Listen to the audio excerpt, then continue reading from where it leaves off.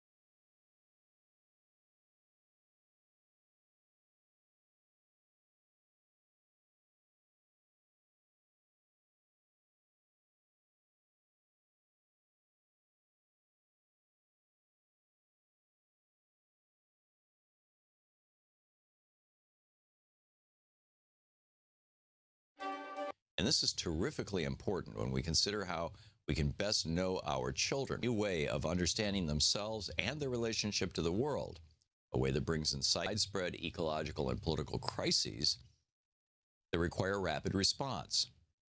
I will call this genetic gift the Edison gene, after Thomas Edison, who brought us electric lights and phonographs and movies and literally 10,000 other inventions.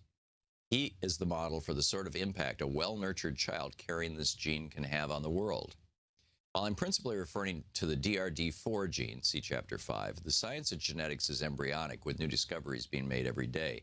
No doubt, sometime soon we'll have a better, more complete list of the specific genes that make up what Dave DeBronkart first called the Edison trait back in 1992, and Lucy Jo Palladino expanded on considerably in 1997 in her wonderful book, The Edison Trait. For the moment, though, I'll use the useful shorthand of the Edison gene. When Thomas Edison's schoolteacher threw him out of school in the 3rd grade for being fidgety, slow, and inattentive, his mother, Nancy Edison, the well-educated daughter of a Presbyterian minister, was deeply offended by the schoolmaster's characterization of her son.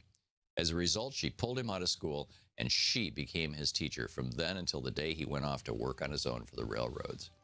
And thus continues the story of people with ADHD and great success and how you can help your child be like that.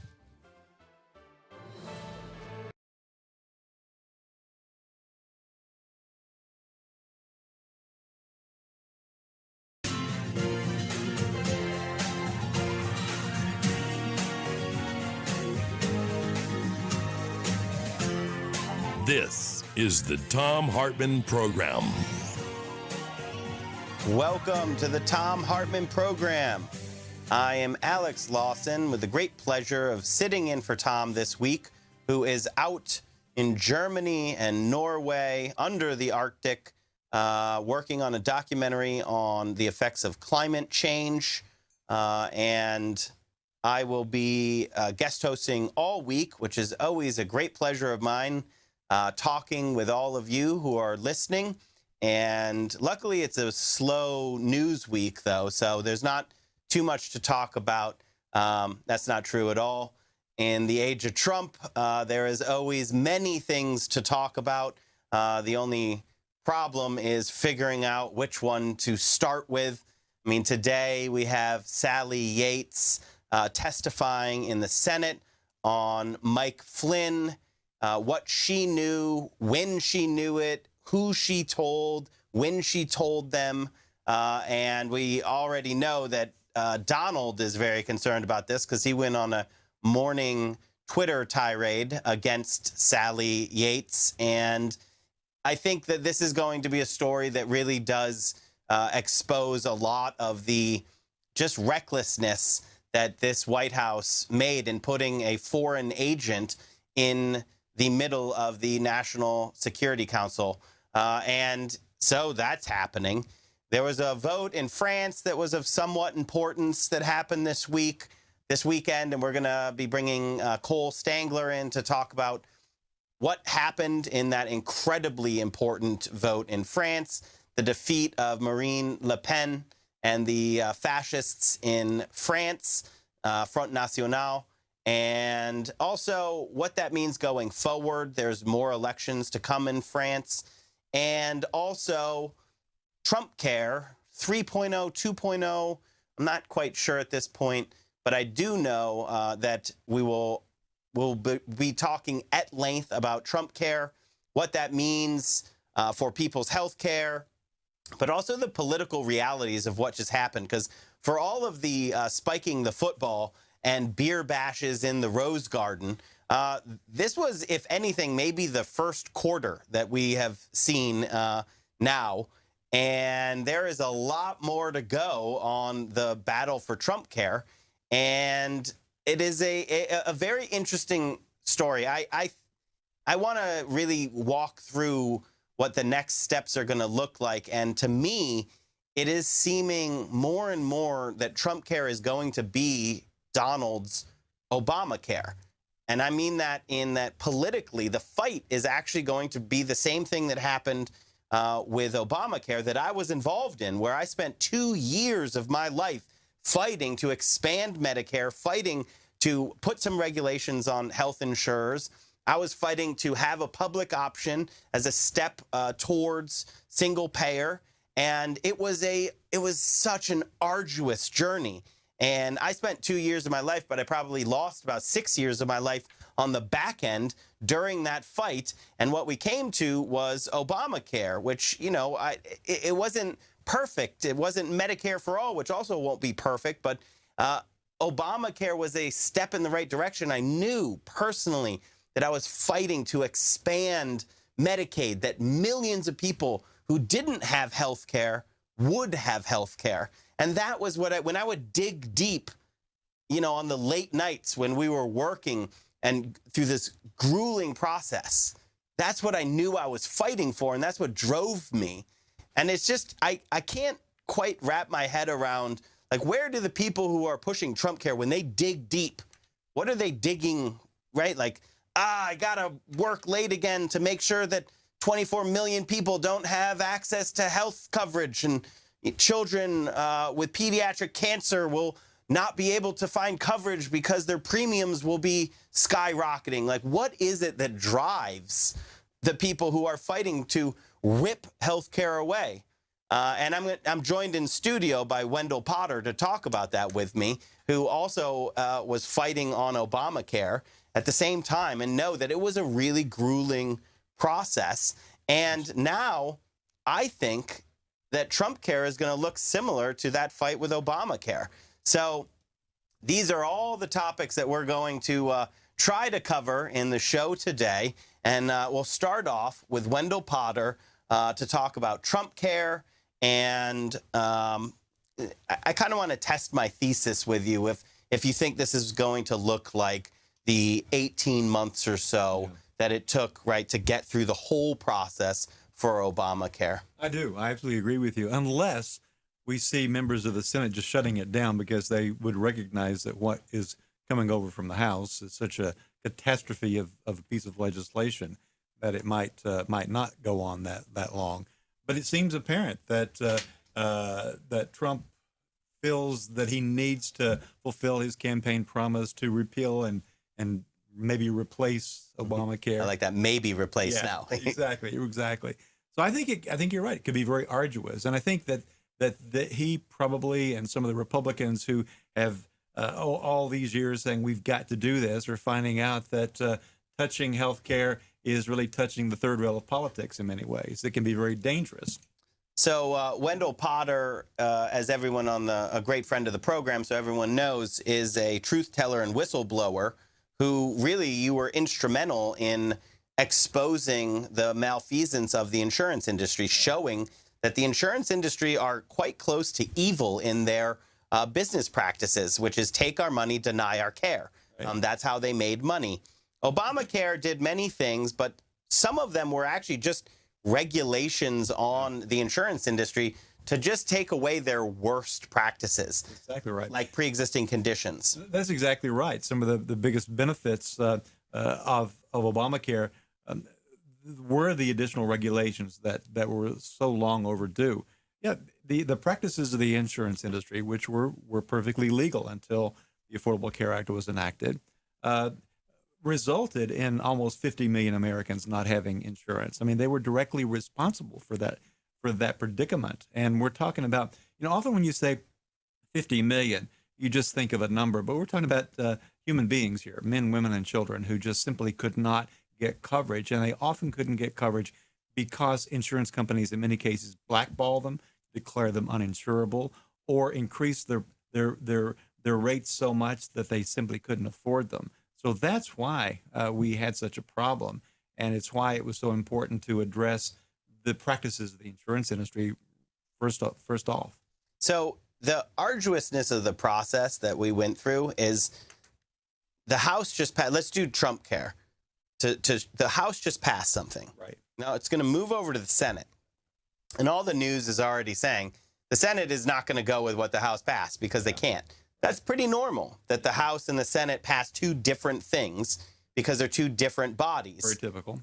And then there's a third thing that happens, which is the conference committee, where you take these two different things and you kind of mush them together and a selection of senators and a selection of members of the House are in that conference committee, and they come up with a bill that is a blend of the two.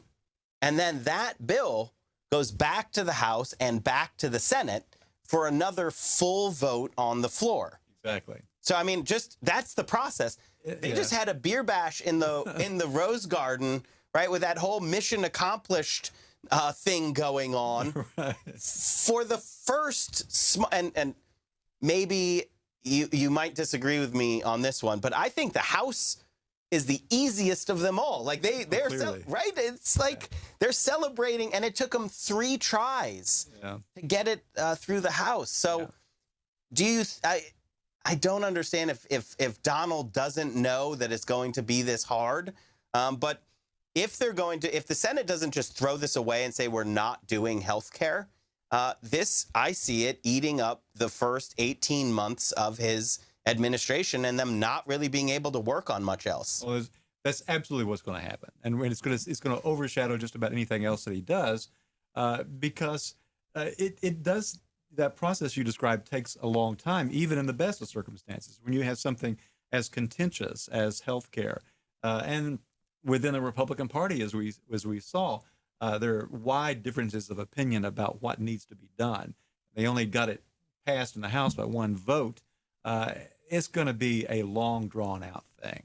So I want to delve into a little bit more of the policy details of what is going on in Trump Care and what it would actually allow the insurance companies to do again, and also just some predictions of what we might see out of the Senate. With Wendell Potter, the executive director, founder of Tarbell.org, truth teller and whistleblower on the insurance industry, and a great friend of the program. This is the Thom Hartmann Program. You're listening to the Thom Hartmann Program, and we'll be taking your calls later in the hour.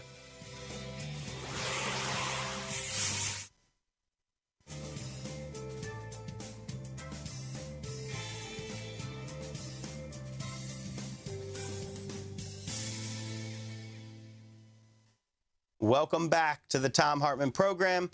Still with us, Wendell Potter, Executive Director. Is that right, Executive Director? Yeah, that's what I plan to be. Executive Director of Tarbell.org, which is a new project for you that you're launching, truth-telling website of journalism. Yep. Tell us a little bit about it, just so that everyone knows what you're working on. What we're going to be doing is investigating corporate behavior, as I wrote about in my first book and my congressional testimony and the work that you've just been talking about. We're going to be looking at the special interests, the corporations or trade associations that write the checks to corrupt our government, to corrupt our politicians. Most investigative reporting is targeted at policymakers and lawmakers, and we're going to shine a bright light on the insurance industry, for example. But we're also going to be investigating solutions. What would be a way that we can actually truly get us closer to universal care and a better healthcare system? What are other countries doing? So it's going to be a blend of investigation and solutions. Fantastic. Tarbell.org. Right. And I know, but I will eagerly await your investigation into the pharmaceutical industry. Exactly. Who are one of the most corrupting industries that exists. Absolutely. No doubt because about it. they can't exist without the government giving them their patent-protected monopolies or their exclusive market power, and then being able to charge monopoly prices, which is as high as they want. Yep. And then they use some of those profits to funnel back into Washington, D.C., and the cycle continues. They spend enormous sums of money, as you well know, to influence elections, to influence legislation. They spend more than any other industry and do that historically. During the healthcare reform debate in 2009, even though the legislation didn't affect them as much as the insurance industry, they spent more money in 1 year than any industry has ever spent. And they continue that level of spending to get what they want. And in the last cycle, there was a referendum in California that the organization where I'm the executive director of Social Security Works, we were fighting for it, which would have been a margin. It would have been good, but it was not a huge thing. It was just like a small step in the right direction on lowering drug prices. And pharmaceutical industry killed it. by spending more money on one side of the referendum than any previous referendum on both sides had ever been spent. That is the power, the corrupting power of the pharmaceutical industry, who are big players in the Trump care fight as well. Clearly. Absolutely. And we're going to get to a little bit of like, who are the winners in Trump care, which can't be called a health care bill. It is a tax cut for billionaires, and it is an unshackling of terrible business practices of the insurance companies, the pharmaceutical industry. Although the pharmaceutical industry has never had any shackles on in the first place. They have literally never been told. So Wendell Potter, thank you for joining us in studio. We're going to keep talking about Trump care and all of the pieces of it. You were there when I was working at Healthcare for America Now, and you know the long hours that people put in. It was a hard fight. The Tea Party was created then. There was a lot of misinformation we were fighting, and the drive though that you had from people around the country was that we were fighting to provide health care for people, that real people were going to have great benefit of it. And the question I want to get to when we come back is, what is it that the other side is fighting for? When they have to work late, where do they dig deep to find that energy?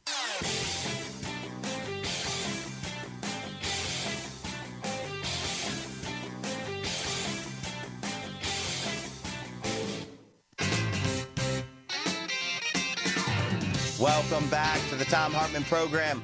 I'm Alex Lawson, filling in for Tom.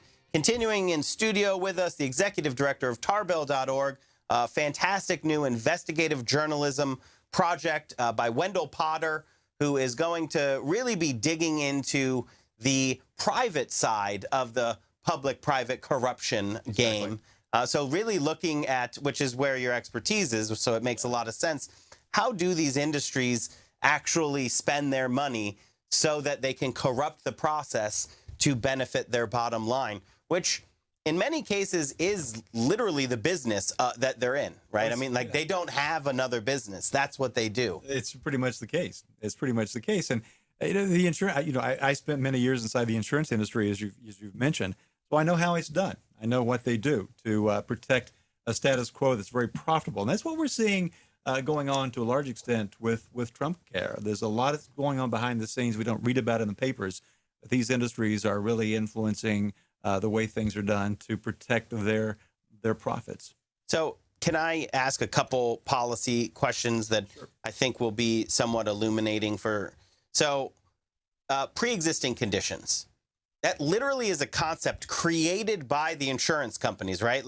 There is no such thing as a pre-existing condition. Life is a pre-existing condition. From the very beginning. Exactly. Pregnancy is a pre-existing condition. Right. But the concept that we kind of have just accepted literally doesn't exist in many other healthcare models where you don't have these parasitic middlemen of insurers who are, all that word is people who they might have to spend money on, right? That's exactly right. And that's a very good point. There's no need for it to exist anywhere else except in a system like ours.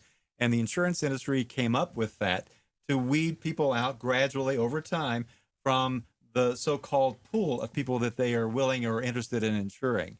And that's what's going on now. They're looking to try to recreate what existed before the Affordable Care Act, before Obamacare, when they were able to determine how much you're going to charge someone based on their health history, their health status now, or what they could have been born with with a birth defect, and many people are, and that in the way it was before Obamacare could make you ineligible for insurance coverage. We're seeing that once again.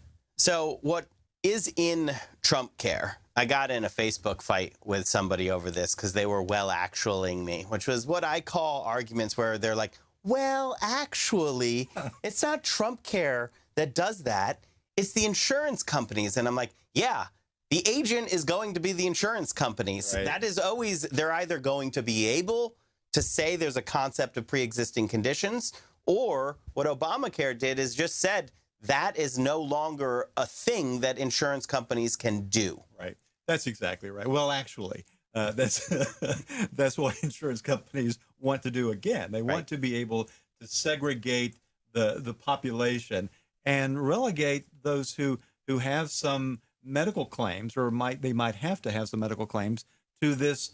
I call it a leper's colony, leper colony, a 21st century leper colony, in which they want to get everybody out of the pool of young and healthy people into a place where they don't have to insure them like the rest of the population. Now, this is the thing that, again, I was in this argument where they were like, well, actually, because the fact is that once you allow the insurance companies to have pre-existing conditions again, then it is really like this dynamic system where you have these companies who are trying to maximize profits. And the thing that they do to maximize profit is insure healthy people, exclude people who need care. Right? I mean, it's like literally, it's an amazingly bogus model for, right? Yeah, I mean, like, it is. What are they doing if that's what their business model is? So the healthy people who don't need the product, they're like, oh yeah, we'll take your premiums and deny you care. But over time, if there's no regulations on them, bad actors are going to start denying people for anything that they can. Well, clearly. And that gives them a competitive advantage over other actors in the space, which then the other actors start copying them and saying, well, I had to because this company. Exactly. So that is what the race to the bottom is very real. Yeah.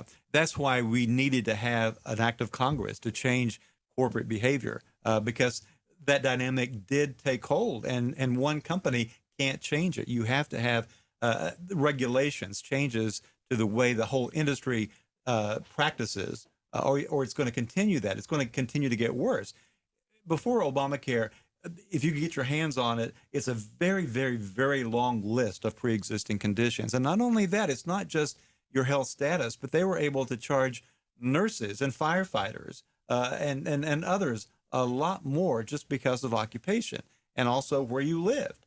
They had so many different ways of deciding how much they were going to charge you. They had one of the biggest areas of employment in insurance companies are underwriters who do nothing more but trying to determine how much to charge you based on your circumstances.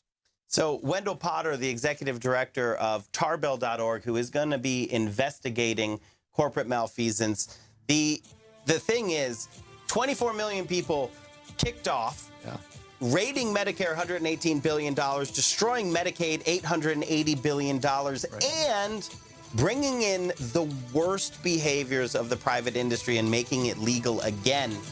What are they fighting for? And the answer is a giant tax cut to the wealthy. That's it.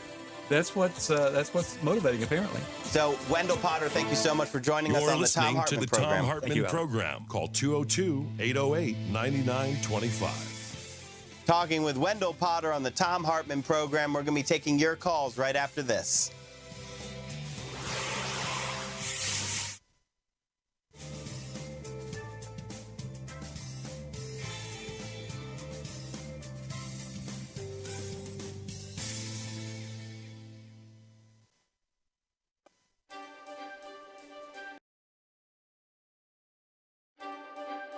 Welcome to the Thom Hartmann University Book Club. Today we're reading from ADHD and the Edison Gene, a drug-free approach to managing the unique qualities of your child. A relatively new book by me. This is from the introduction. I was in India in 1993 to help manage a community for orphans and blind children on behalf of a German charity. During the monsoon season, the week of the big Hyderabad earthquake, I took an all-day train ride almost all the way across the subcontinent, from Bombay through Hyderabad to Rajahmundry, to visit an obscure town near the Bay of Bengal. In the train compartment with me were several Indian businessmen and a physician, and we had plenty of time to talk as the country flew by from sunrise to sunset. Curious about how they viewed our children diagnosed as having attention deficit hyperactivity disorder, ADHD, I asked, are you familiar with those types of people who seem to crave stimulation, yet have a hard time staying with any one focus for a period of time? They may hop from career to career and sometimes even from relationship to relationship, never seeming to settle into one job or into a life with one person, but the whole time they remain creative, incredibly creative and inventive? Ah, we know this type well, one of the men said, the other three nodding in agreement. Well, what do you call this personality type? I asked them. Very holy, he said. These are old souls near the end of their karmic cycle. Again, the other three nodded agreement, perhaps a bit more vigorously in response to my startled look. Old souls, I questioned, thinking that a very odd description for those who American psychiatrists have diagnosed as having a particular disorder. Oh, yes, the physician said. In our religion, we believe that the purpose of reincarnation is to eventually free oneself from worldly entanglement and desire. In each lifetime, we experience certain lessons, and finally we are free of this earth and can merge into the oneness of God. When a soul is very close to the end of those thousands of incarnations, he must take a few lifetimes to do many, many things, to clean up all the little threads left over from his previous lifetimes. Another businessman added, this is a man very close to being enlightened. We have great respect for such individuals, although their lives may be difficult. Another businessman raised a finger and interjected, but it is through the difficulties of such lives that souls are purified. The others nodded agreement. I said, in America, they consider this behavior indicative of a psychiatric disorder. All three looked startled and then laughed. In America, you consider our most holy men, our yogis and swamis, to be crazy people as well, said the physician, with a touch of sadness in his voice. So it is with different cultures. We live in different worlds. We in the Western world have such holy and nearly enlightened people among us, and we say they must be mad. But as we're about to see, they may be interested, they may instead be our most creative individual, our most extraordinary thinkers, our most brilliant inventors and pioneers. To children among us, whom our teachers and psychiatrists say are disordered, they may in fact carry a set of abilities, a skill set that was necessary for the survival of humankind in the past, that has created much of what we presently treasure as our quality of life, and that will be critical to the survival of the human race in the future. There is immense power in how we choose to view what's happening around us.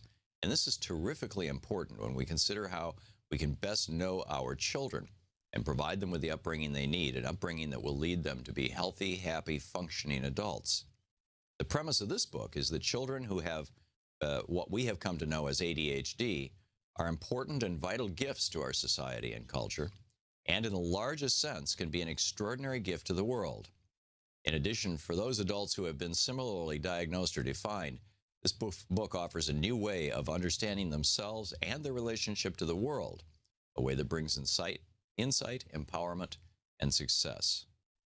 The long history of the human race, as we'll see in this book, has conferred on us, some more than others, a set of predilections, temperaments, and abilities carried through the medium of our genetic makeup. These skills are ideally suited to life in the ever-changing world of our ancient ancestors, and we have now discovered are also ideally suited to the quickly changing modern world of cyberspace and widespread ecological and political crises that require rapid response. I will call this genetic gift the Edison gene, after Thomas Edison, who brought us electric lights and phonographs and movies and literally 10,000 other inventions. He is the model for the sort of impact a well-nurtured child carrying this gene can have on the world. While I'm principally referring to the DRD4 gene, see Chapter 5, the science of genetics is embryonic, with new discoveries being made every day. No doubt, sometime soon we'll have a better, more complete list of the specific genes that make up what Dave DeBronkart first called the Edison trait back in 1992, and Lucy Jo Palladino expanded on considerably in 1997 in her wonderful book, The Edison Trait. For the moment, though, I'll use the useful shorthand of the Edison gene.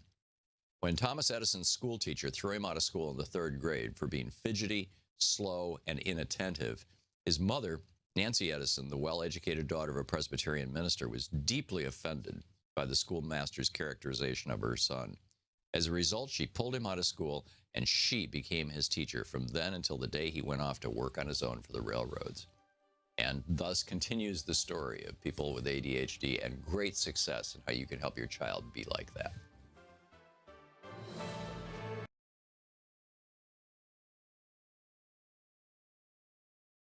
Hartmann Program and see video of our entire 3-hour show over at patreon.com/Thom Hartmann. Welcome back to the Thom Hartmann Program. I'm Alex Lawson, filling in for Tom. I'm going to be here all week with you. I'm going to be taking your calls and talk about whatever you want. I do think that Trump Care and the next, what's going to be coming from Trump Care is one of the things that I want to hear from everybody. What are your plans? Every time I get to guest host, I really get it's fantastic when all the callers call in and they say, all the things that are going on around this country to not just resist and oppose Trump's agenda, but also to fight for what we believe in. Healthcare as a right, Medicare for everybody. And I don't want to have rose-colored glasses on this, but I've watched this Trump Care fight, and I don't think that they are that well prepared for what this fight is going to look like. So I want to hear from you. All the members of Congress are back home in their district right now, and I want to hear if you're going to town halls. I have these lists and charts of all of the members who voted for Trump Care and are in districts where they are really going to face a tremendous penalty or a tremendous boost to anybody who's running against them. And at least some number of them are in districts where Democrats are going to run and have a chance to defeat them.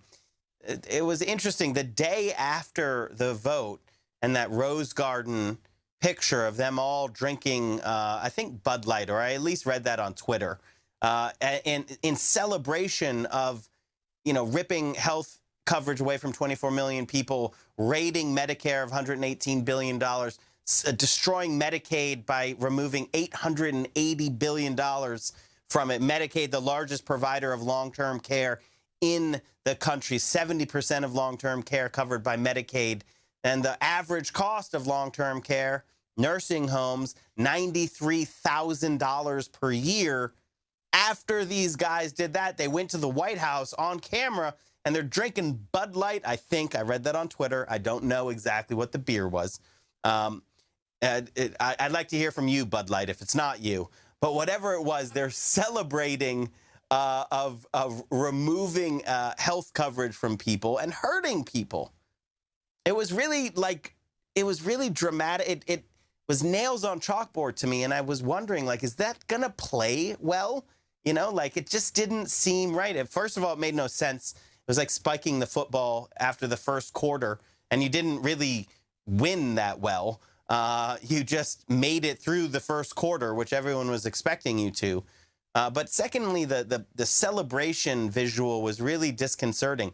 The next day, Charlie Cook, the political analyst, he actually moved 20 races that, the Cook is one of these guys who gives predictions of who is going to win. And he moved 20 races in the direction of the Democrats.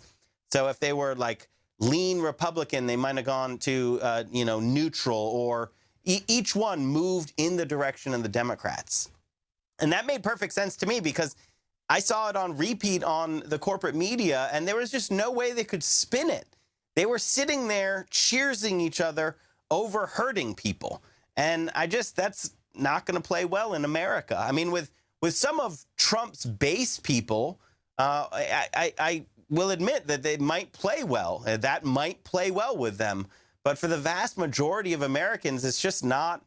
It didn't feel right. So I want to take some calls here and hear from you. So let's go to Jeff in Seattle, Washington. Jeff, you're on the line. Jeff, are you on the line? I'm here. I don't know if you're talking to me or not. There you go, Jeff. You're on the line. Yes, I am talking to you. Go ahead. This is Karen from North Carolina. Oh, hi, Karen from North Carolina. Go ahead. Okay, I'm sorry to bother you. Listen, good afternoon, Alex. I need to ask you a question that I've been wanting to ask for so long, and I'm so grateful to have this opportunity. You are so knowledgeable, and so well informed.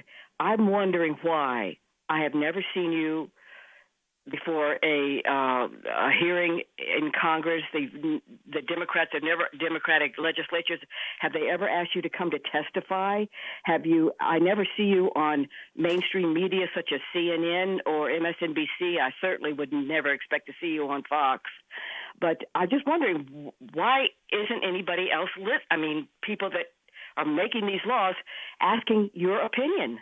So, Karen, I think the answer is I swear too much. That's not true. Now, we work very closely with a lot of Democratic offices. The truth is that almost every time I sound smart, it's because I'm just referencing Nancy Altman, who is the founding co-director of Social Security Works, wrote the book on Social Security, Social Security Works, the book. And, Nancy goes to the Hill and testifies very frequently. And we do work with Democratic offices all the time. The corporate media question, though, is actually the one that is true. I've been told that my Twitter feed, I was just told this, so you give me an opening to tell this story, which I find ridiculous. But I was just told that my Twitter feed was too vulgar for Fox News. And I had this thought, I'm like, Fox News? The paragon of not being vulgar? Didn't they just have like half of their people leave because it's actually just a den of iniquity and sexual harassment and massive conspiracy to keep these predators making millions and millions of dollars a year? But my use of the poo emoji on Twitter was apparently too much for them. But so, Karen, thanks for your call. The answer is, it doesn't shock me because the corporate media is not interested in the truth. That's the real answer. The corporate media is not interested in the truth. The corporate media's job is not the news. The corporate media's job is to protect the plutocrats. The interlocking boards of the corporate media are the billionaire class. The corporate media is an arm of the billionaire class. So that's why we have to have outlets and truth tellers like Thom Hartmann. And, Tom's show reaches millions of Americans, and we need to reach millions and millions more. But the corporate media's stranglehold as the gatekeepers of information is coming to an end. So, Karen, thank you so much for your call. In North Carolina, what are you seeing? I'm sorry, go ahead. I said, from your lips to God's ears. I hope it's coming to an end. So do I. What are you seeing in North Carolina? Kind of, what is your friends and neighbors and colleagues? Where I live is Brevard, North Carolina. Right, it's very close to the South Carolina state line. I am surrounded by very, very, very Republican people, and they're nice. They're pleasant. My neighbors are nice, but you'll never change their mind about anything, regardless of how much education they have or how little education they have. There's just no changing their mind about their views ever about anything. And there are times when I just feel like I better keep my mouth shut because I don't want one of my dogs poisoned or something to that effect. You just never know. And, this is very Republican country, and that's just the way it is. But Karen, how I ended up here, you don't want to know. Karen, do you think that they're going to just stick with,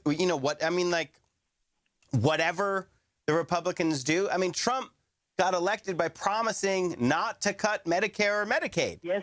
Well, my neighbors, they are very religious Baptist people, needless to say. Now I'm thinking to myself, why in God, and they're very prude, and why they ever voted for a piece of, like Donald Trump is just astounding. There's only one reason for that, and that was because he said he would put Neil Gorsuch on the Supreme Court, and they'll sell their souls to the devil to get that, and that's what they've done. That's what they've done. Karen, thanks so much for your call, and I want you to call back some in the future. I have this question of how long are some of Trump voters going to give him on stuff. So yes, he did put Neil Gorsuch on the Supreme Court, but there's so many other things that he's promised and he's not going to deliver on. At some point, some percentage of them are going to either turn on him or at least just turn away. So Karen, thank you so much for your call. I'm going to go to Robert in California. Robert, you're on the line. Yeah, hi. You know, it was interesting that you brought up interlocking boards of directors, because I was looking at this thinking that the insurance premiums are obviously going to go way up on people in their 50s and 60s, right? Mm-hmm. 50s, 60s. And people in that age group typically have some real estate. They have a house they have worked their whole lives to have. I can imagine people taking mortgages out on their homes to pay for their health care, and then not being able to meet the bill and the bank foreclosing. So I think that this is not just about, premiums. I think in the long term, this is a real grab for inheritance for people, for their houses, for what they would have passed to their children. What do you think? Robert, it's a great point. I mean, I think the answer is yes, it's a grab for all money and assets in any way, shape, or form that the greedy liars on Wall Street and their proxies in the insurance industry and their propagandists in the corporate media. It's just as much wealth and income and assets as they can hoover up to the richest of the rich, the plutocrats. They're going to get after it. That's what they do. And so, once it does follow a sort of normal path. So I'm not disagreeing with you at all. It's just that you don't even have to go 2 steps to them wanting people's property. They literally want people to be in hock to them forever, right? So anything they can do to get people under their thumb so that they're just extracting wealth and assets from them forever. I mean, the concept of medical bankruptcies, that, this is where we're headed back to, because the insurance companies, the pharmaceutical industry, the Wall Street banks who are actually driving those industries, and the corporate propagandists, this is how they make money. They make money by seeing the people as, bags of money to extract wealth from in any way, shape, or form. And, their favorite thing to do would be to make it impossible to go through bankruptcy, right? I mean, that's what they figured out how to get that done on student loans under Bush, in the Bush presidency. And that is their favorite thing. So if they can get you in debt to them for astronomical sums and then not allow you to get rid of that through bankruptcy, that is where they would like to take everything. But again, you don't even have to 2-step most of the time. It's just straightforward. They want to reach into our pockets and steal our money. And when they're done with our money, they'll take our health. That's what they do. That's what they always do. I'm going to take, so Robert, thank you so much for your call. I think you're right. I think that they look at everybody as places to extract money from. And the older people are right now, the more they can extract through health. And they also know that older people have more assets. So they're obviously looking to get their greedy little hands on those assets as well. Robert, thank you for the call. I'm going to go to Morris, also in California. Morris, you're on the air. Good afternoon. This is Morris from California. I have a question regarding if this Trump care goes to Senate. Democrats, can they filibuster it? So in order to be passed from Senate, it has to be 60 votes, or no, it's not filibusterable? That's a great question, Morris. So what they're going to use is this process called reconciliation, budget reconciliation, which will allow the bill to be passed with a simple majority. So that is how the Senate is going to get something through without needing to get to 60 votes. Now, there are some rules on what can be done under reconciliation, and that's going to come into play as what the Senate bill looks like. But even with reconciliation so they only need a simple majority. It still means we only need to find 3 Republican senators to vote no, and we can block whatever comes out. And, Social Security Works, my organization, me and John Bowser Bauman, formerly of Sha-Na-Na, have been going around the country since December. And we've been going into states where there is a likely Republican no. Susan Collins in Maine, Dean Heller in Nevada, Lisa Murkowski in Alaska. Those are 3 very probable no's. And we also have Rand Paul, who seemingly is going to be a no forever from the right. It is a very difficult process on something this big to get even that simple majority, and there's no way they could get to 60, which is why they are going to use this process called budget reconciliation. So everyone around the country who has a Republican senator should be hammering their phone, just incessantly calling the switchboard at 202-225-3121 and just demanding that their senator vote no on any reconciliation bill that cuts Medicare or Medicaid. That would stop Trump care. And again, we only need to find 3 of them. You're listening to the Thom Hartmann Program. I'm Alex Lawson, filling in for Tom. We're going to be taking more of your calls right after this. You're listening to Thom Hartmann. Visit ThomHartmann.com for audio and video archives. Taking more of your calls on the Thom Hartmann Program right after this.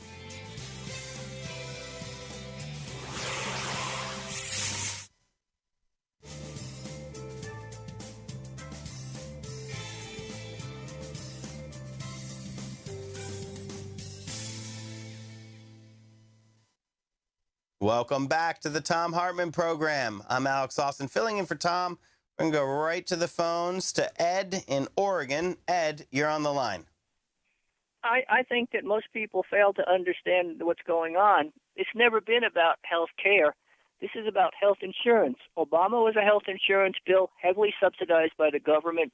Trump is a health insurance plan, less government subsidy. That's the only difference, really. Well, I mean, somewhat. You're right on that Obamacare was primarily on the private side, just premium support, which is a Republican idea. It was just subsidies to help people purchase health insurance. You also did have massive Medicaid expansion, which is actually the crown jewel of Obamacare. And Trump care is more than just getting rid of the premium support. It really is. It's also, it raids Medicare for $118 billion, and it fundamentally destroys Medicaid. It cuts $880 billion out of Medicaid. All of this to give a massive tax cut to the richest of the rich in this country. And that is, it's just, I hear where you're coming from, but it is true that both Obamacare is slightly more than just premium support, or more than slightly, because the Medicaid expansion, if the Supreme Court had not made it possible for Republican governors to deny expanding Medicaid, it would have been just massive, massive. And even with that 2-tier system, you still have a massive effect. You have millions, tens of millions of Americans who have access to health care. Ed, I hear where you're coming from, but I do want to be a little bit more precise, especially because, on Trump care, $880 billion cut out of Medicaid. That destroys the program. Insurance. It is not health care. They're both insurance plans. What is an insurance plan? Trump care and Obamacare were insurance plans. They were not health care plans. I am on Social Security disability. That is a health care plan. So what I was saying is that Medicaid is not health insurance. And so that's the place where I want to be precise, that Obamacare expanded Medicaid massively and gave tens of millions of people access to health care. And Trump care destroys Medicaid, cutting $880 billion out of it, which is going to literally rip health care away from millions of people, as well as destroying Medicaid which is the largest provider of long-term care in America, which is like nursing home care, in-home care, and all of those costs will go to the state. The state budgets are already not able to deal with this, and there will be there's just no way. So what we're going to have is the destruction of our basically non-existent long-term care program, which all falls on Medicaid. And Trump Care cuts $880 billion, which is around 1/4 of the budget of the entirety of Medicaid, which is not health insurance. And then there are a lot of health insurance stuff over on the other part of Obamacare and Trump Care. So, Ed, thank you for your call. And we'll be talking more about Trump Care, what's in it, what's coming next in the fight that they have for it. You're listening to the Thom Hartmann Program, and we'll be right back.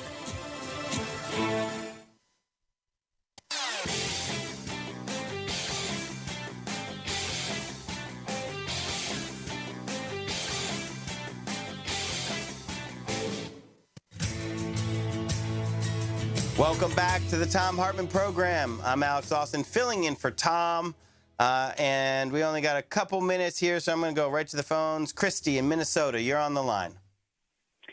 Hi, and thank you so much for taking my call.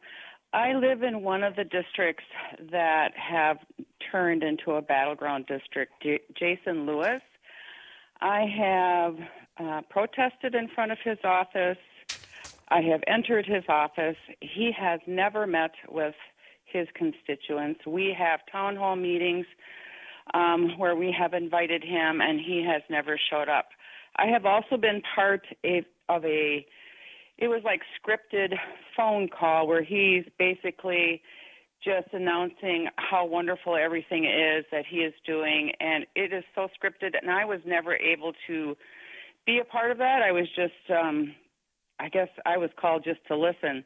And then secondly, I'm also a nurse, and there's a very disturbing picture when you enter into the VA hospital in Minneapolis of our president. When our vets walk in, we have the picture of the medical director where he has this nice smile and a warm, welcoming look on his face. Our president, I don't know who has chose this, has a picture of himself with a scowl. And if you believe that a picture paints 1,000 words, I think that speaks so much. I don't know how the veterans feel when they look upon the picture, but when I look upon the picture, I don't feel welcomed. Well, Christy, I want to. Like he is angry. I also want to say that that Trump Care actually takes away a credit to 7 million veterans for their health care, and we're going to have Will Fisher from Vote Vets on shortly to talk about that. Trump Care actually targets veterans in taking away a credit for their health care. So not only, among all the other things it does, it also hurts veterans. Christy, thank you for your call. You're listening to the Thom Hartmann Program. We'll be right back. You're listening to Thom Hartmann.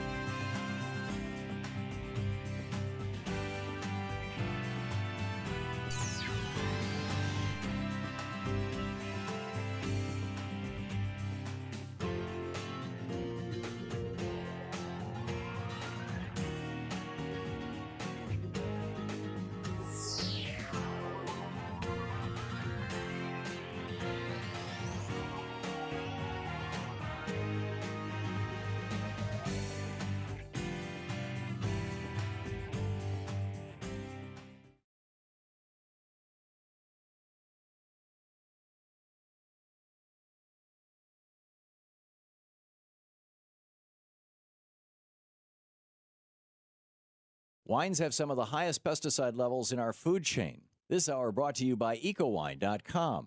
Pesticide-free wines, organic wines, imported from France by the Organic Wine Company, EcoWine.com. The Thom Hartmann Program is brought to you in part by Super Beets. Super Beets are sourced from non-GMO beets, and they're packed with dietary nitrates, helping to produce nitric oxide for more energy, stamina, and support for healthy blood pressure levels naturally. For more information, call 800-223-8242 or visit freespeechbeats.com.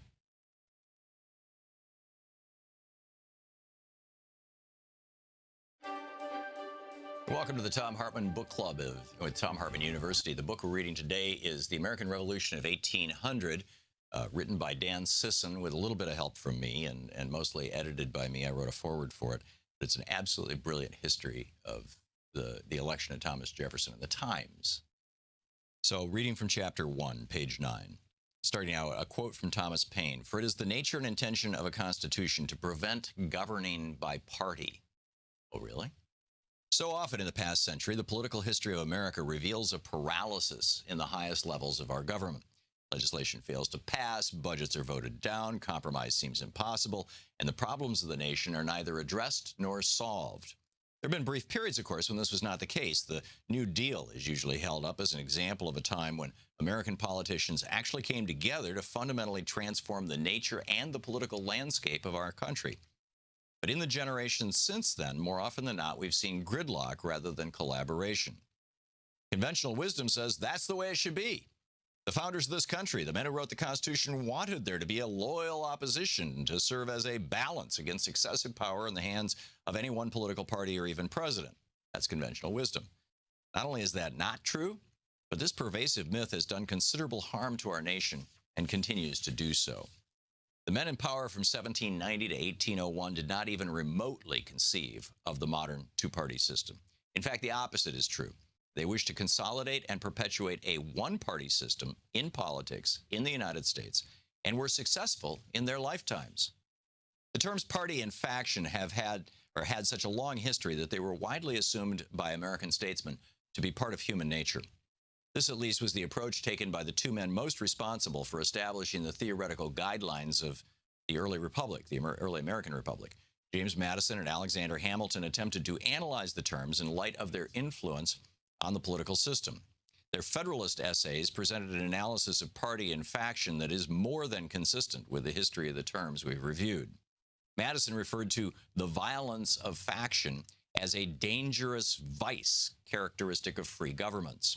By faction, Madison wrote, "I understand a number of citizens, whether amounting to a majority or a minority of the whole, who are united and actuated by some common impulse of passion or of interest adverse to the rights of other citizens or to the permanent and aggregate interests of the community." In other words, faction is anti-America. He continued, "The latent causes of faction are thus sown in the nature of man, and we see them everywhere." Thus, party, as Madison understood it, was not something of recent origin. Parties have been around since the beginning of man. And he noted, quote, "The most numerous party, or in other words, the most powerful faction, must be expected to prevail." He ends his analysis on this note: "To secure the public good and provide rights against the danger of such a faction, that is then the great object to which our inquiries are directed." Thus, Madison captured the essence of the term faction and party as they were understood by his contemporaries. The faction and party were inescapably rooted in human nature and produced violence, zeal, animosity, oppression, and danger, all adverse to the interests of the community. He added, quote, "Men of factious tempers or of local prejudices or of sinister designs may by intrigue, by corruption, or by other means first obtain the suffrages, the vote, and then betray the interests of the people." His conclusion is that factions must be broken and controlled. They are at all costs not to be legitimately recognized or encouraged. Madison was not alone in his aversion to faction and party. Alexander Hamilton, too, warns the reader, quote, "Ambition, avarice, personal animosity, party opposition, and many other motives, not more laudable than these, were typical of that intolerant spirit which has at all times characterized political parties," end of quote. Registering his disgust for faction, Hamilton continued, "It is impossible to read the history of the petty republics of Greece and Italy without feeling sensations of horror and disgust at the rapid succession of revolutions by which they were kept in a state of perpetual vibration between the extremes of tyranny and anarchy. Hamilton, we might note, connects ancient history with modern America. The tempestuous situation, he writes, from which Massachusetts has scarcely emerged, he was talking about Shays' Rebellion, evinces the dangers of this kind are not merely speculative. Who could determine what might have been the issue of her late convulsions if the malcontents had not been headed by a Caesar or a Cromwell, end of quote. In Federalist number 77, he describes the influence of faction and party intrigue, connections, and, quote, personal influence in government in a way that was characteristic of the terms from classical times through the age of Robert Walpole. Hamilton wrote, every mere council of appointment, however constituted, will be a conclave in which cabal and intrigue will have their full scope. And as each member will have his friends and connections to provide for, the desire of mutual gratification will beget a scandalous bartering of votes and bargaining for places. What is worth noting here is not only Hamilton's description of the influence of party and faction upon an administration, but his general description of politics. He's describing the politics of England for the previous century and a half. Moreover, he understands that encouraging party and faction at the theoretical as well as the practical level guaranteed that the emergent system of American politics would be propelled into the futile violence and dissension that had plagued every republic in history. Throughout the remainder of his political career, Hamilton reserved a special contempt for parties. The American Revolution of 1800 by Dan Sisson and Thom Hartmann.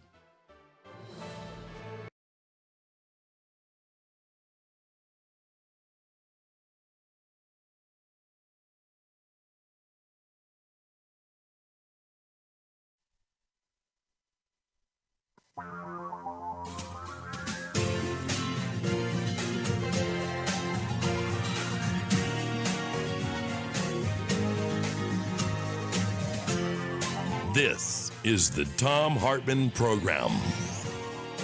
Welcome back to the Thom Hartmann Program. I'm Alex Lawson, filling in for Tom. I'll be here all week. Tom is in Germany and Norway and under the Arctic, working on a documentary on the effects of climate change. So that means you're stuck with me all week, which makes me really happy because I love talking with you all. I was joking at the beginning of the show that this is a very slow news day and news cycle because a lot of things happened. The Trump care vote we just spent an hour talking about. But France had the second round of their election was this Sunday. And I think I'll get the number of their turnout. But something we should think about in this country is how they have their election on a weekend, making it easier for people to vote. But the result of that election in France, I think for many people was the first time that there was a loss to the authoritarian, right-wing, nationalist sort of thing that has been happening, starting with Brexit and then Trump, and then Le Pen in France was going to be the next one of this. And there was even I have no intel on this, but the emails of the person who was running against the authoritarian right-wing candidate who was endorsed by Putin and Trump were released, very similar to what happened in the U.S. here. But Le Pen lost. And joining us by Skype right now to talk about that and what comes next in France is Cole Stangler, a journalist based in Paris. You can find him at Cole Stangler on Twitter and colestangler.com. Cole, thanks for joining us on the Thom Hartmann Program. Thanks so much for having me. So just kind of open-ended. What does the election, what does it look like from France? Well, I think, the first reaction that a lot of people here have is one of relief. People were fearing the worst. Like you mentioned, there was Brexit, there was Donald Trump. And you had Marine Le Pen, who is renewed the National Front, capturing new segments of the electorate that they hadn't had before, surging in popularity, was winning polls in the lead up to the election, in the first round of the election. And Then she made it into the second round. So you kind of had this anxiety that was lingering that, was it possible for her to really pull this off? The polls showed that it was going to be very difficult for her against Emmanuel Macron. And eventually the results yesterday proved that. But I think the overall reaction here is one of relief. People were fearing the worst. So tell me, I mean, my read from here is that it was more that Le Pen lost than Macron won. That the takeaway is Le Pen loses, right? I mean, Macron was not, it didn't generate an enormous amount of excitement or anything, but was really a vehicle to serve a loss to Le Pen. And I think, you tell me if from over here my read is right. One of the big differences is that Le Pen did not actually get the sort of centrist right support that you saw in the case of Donald Trump. So Le Pen is, a nationalist, hard right authoritarian politician, and she did not have sort of business leaning, business right wingers, let's say, who fell in line behind her. They actually wanted to defeat her as well, and the lopsidedness, because it wasn't even close. I mean, Macron destroyed Le Pen in a electoral sense. I mean, it was a complete and utter rout that showed that Le Pen's brand of xenophobic nationalism has absolutely no chance of winning on its own in a national election. I gave you a lot to work with there, but the general sentiment that this was more of a Le Pen loss than a Macron winning. Yeah, I think there's a number of signs that point to just that. For one, I mean, even just the celebrations last night, people were sharing photos from Macron's celebration, which he had in the Louvre, outside of the Louvre last night, comparing that to what happened in 2012 when François Hollande defeated Nicolas Sarkozy, where you had people filling the streets, on the Champs-Elysees and out in the streets celebrating the defeat of Sarkozy and the victory of Hollande. We didn't really see that last night. It's one metric. Another thing I'd point to is looking at the exit polling. It's pretty stunning. If you look at the people who voted for Emmanuel Macron, by far the biggest reason, 43% voted for Macron in order to defeat Marine Le Pen. That was the biggest reason why people voted for Macron, according to the exit polls. I think it was around 33% people believed in the idea of a vague political renewal, and then just I think around 15% actually believed in his program. So around 15% of people who voted for Macron actually believed in the program. Most people voted for him because he wasn't Marine Le Pen. I think it's important to keep that in mind. And then if we want to further break down just the vote here, you mentioned turnout before, and in France it's actually quite high compared to the United States. That's why I don't think I need to be careful about making the comparisons. The turnout last night in France was 75%, 25% abstention rate. People talk about the abstention rate here, which kind of shows you the different metrics. But that 25% abstention rate, people who didn't vote, was actually the highest ever for a second round of a presidential vote. So I think that's another element. So I think that the Cole, we're kind of Cole, your audio is sort of going in and out for a second. So one thing that you said that 75% turnout is low for France, but we'd be looking at an entirely different picture if we had that rate here in the U.S. But your point was that was actually low, and again, Macron was not. Usually, low turnout is like people weren't super energized to vote for something. They were primarily voting against Le Pen, and I'll say, from here, I totally understand that. I celebrate the defeat of Le Pen, and that is an accomplishment in the global place where we are now, where you are seeing this march of authoritarian right-wing parties. And, we say Brexit and Donald Trump, but you can see the Golden Dawn in Greece. You can see Hungary's ruling party. There's the Polish, the right-wing party in Poland. I mean, around the world, you're seeing this happen.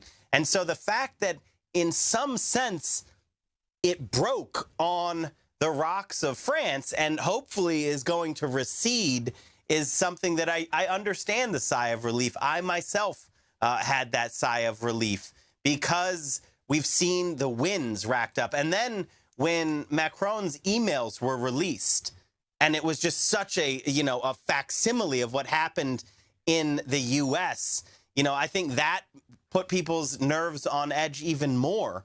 Can you talk a little bit? Because it was totally different. In France, I believe the outlets were legally not able to report on what was in the emails, and then they didn't either.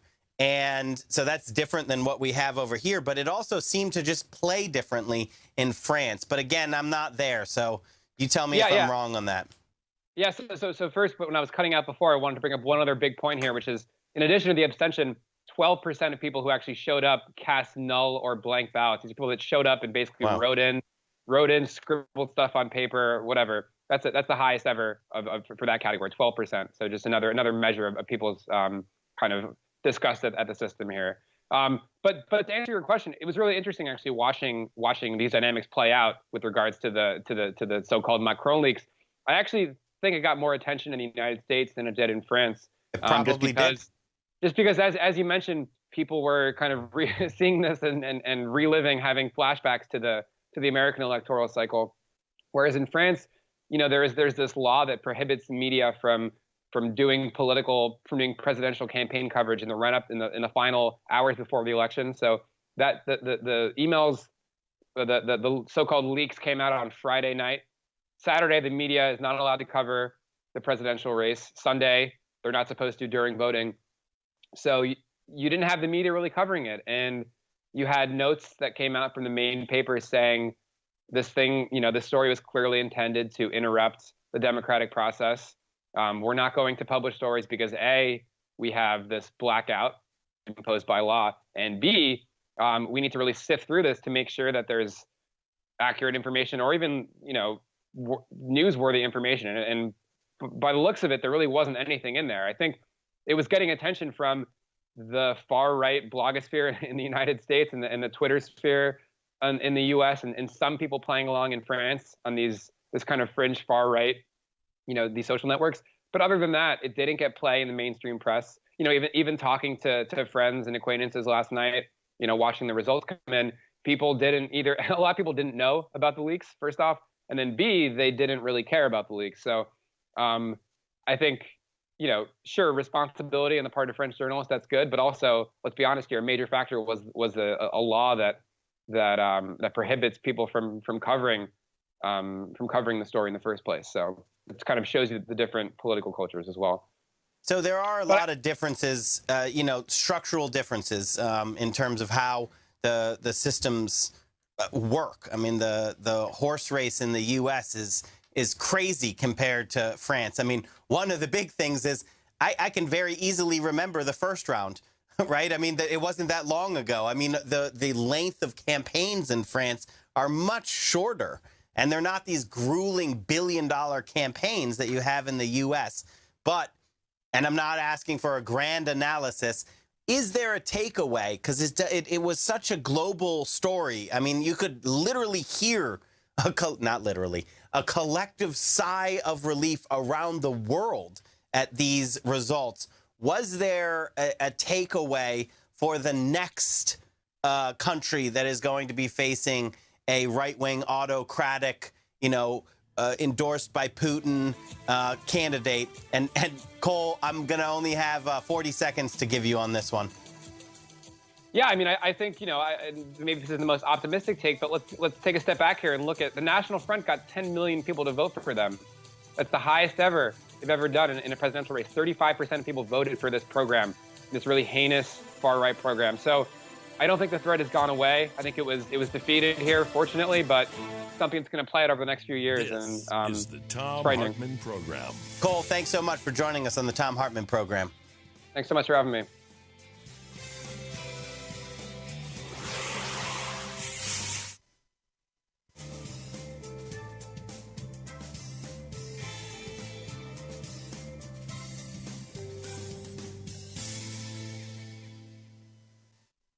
Welcome back to the Thom Hartmann Program. Going to go to the phones to Caroline in California. You're on the line. Who? Hi, Caroline, you're on the line. Oh, my God. Thank you so much, Alex. Wow. Thank you. I can't believe how many times I've tried to call into this show. Well, thanks for calling. Okay. Well, recently, yes, I have been, I am one of the 24 million people who will lose their health insurance. And I have been in contact, Taggart, and with my local newspaper here called the Desert Sun, which is out here in the Coachella Valley, Palm Springs, and it spreads all the way down to Thermal. And I have been very concerned if other citizens like me are concerned about their health care being taken away. And yes, the local paper has picked this up, and we're going to be running a story, I guess, in the next day or two about my concerns, and just feeling like if anybody else is feeling the same way I am. I've been self-employed all my life, and I'm an artist, and just concerned. So actually, there was a little small townhome thing without anyone really, being concerned yesterday, and I went to it. It was great through Barrett Newkirk at the Desert Sun. He moderated it, and it was very enlightening. And just wanted to talk about the subject and bring it out again. So he was very good. He had a panel discussion, and they were very enlightening about why we could not maybe do single payer in California. And there was a lot of back and forth on that one. So I would like to ask your opinion, and yet bringing enlightenment out to a lot of people who are concerned, who are in my category.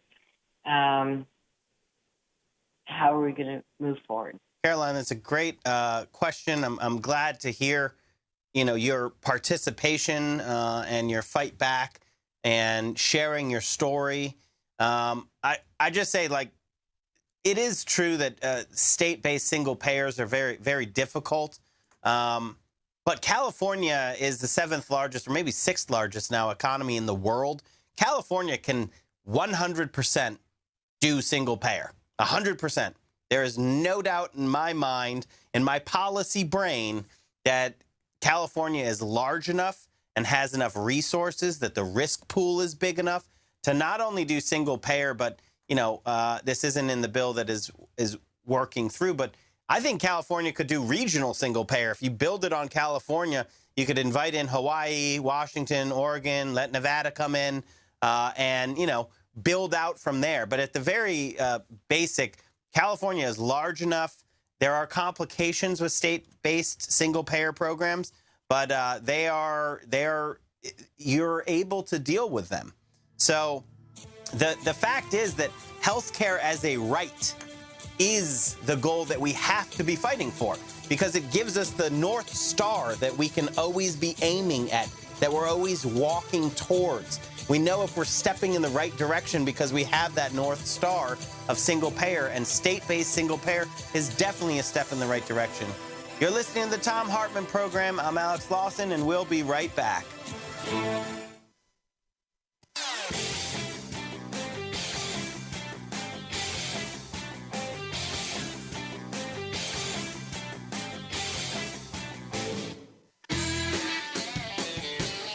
Welcome back to the Thom Hartmann Program. I'm Alex Lawson, filling in for Tom, and we're going to go right to Jeff in Wisconsin. Jeff, you're on the line. Jeff, can't really hear you. Okay. There we go. Not that I'm good at quoting people. Can you hear me now? Yep.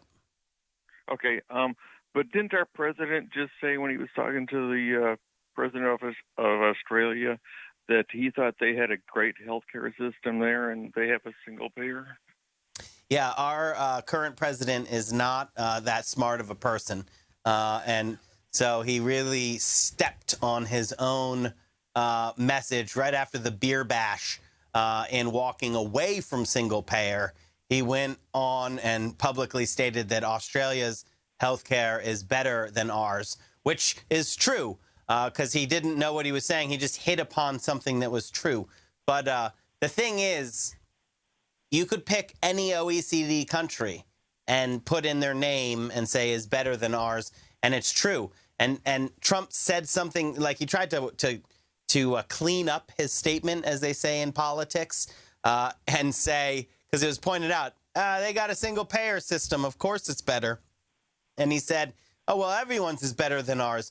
And in his cleanup, there is also truth, because everyone's system is better than ours. You can't pick an OECD country and find a worse healthcare system than ours. The most expensive, and we don't get the quality of care. We don't even get close. We pay more and get less than almost any other OECD country because our system involves parasites, the insurance companies, who do nothing but extract money from us. They deliver nothing of value, no quality at all. And that's why moving forward, we should actually listen to Donald Trump in this one situation and walk towards a system like Australia's, which does away completely with the industry of parasitic middlemen, the insurance industry. And then we can have a healthcare, we can join the rest of the advanced economies in the world, delivering healthcare as a right to all the people in this country. And not only is it a moral obligation to do so, it just makes economic sense, because our healthcare system is so bankrupt right now that if you project out the costs, it's always healthcare. Nothing else but healthcare is the scary red line that is unaffordable as you project it out into the future.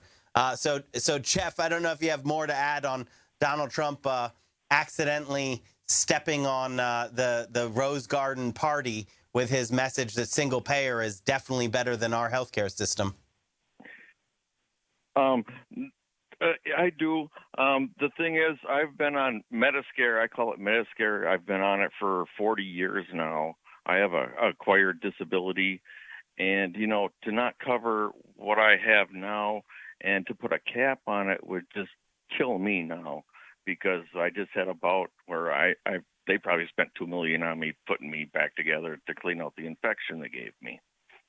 And Jeff, I mean, I bet you know this, but Trump Care raids Medicare of $118 billion.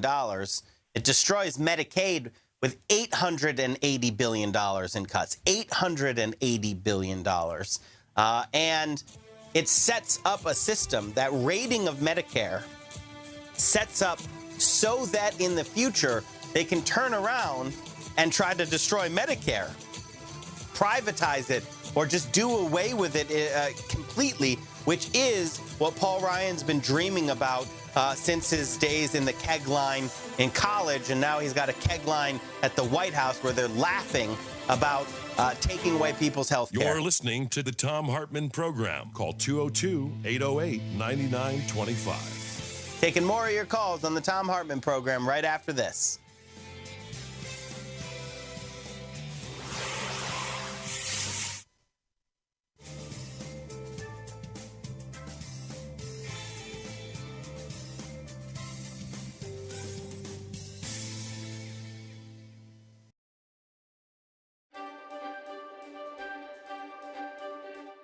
And welcome to Thom Hartmann University Book Club. Today we're reading from the book Screwed, The Undeclared War Against the Middle Class and What We Can Do About It, a book I wrote in 2006, but is frankly more relevant today than it was back then.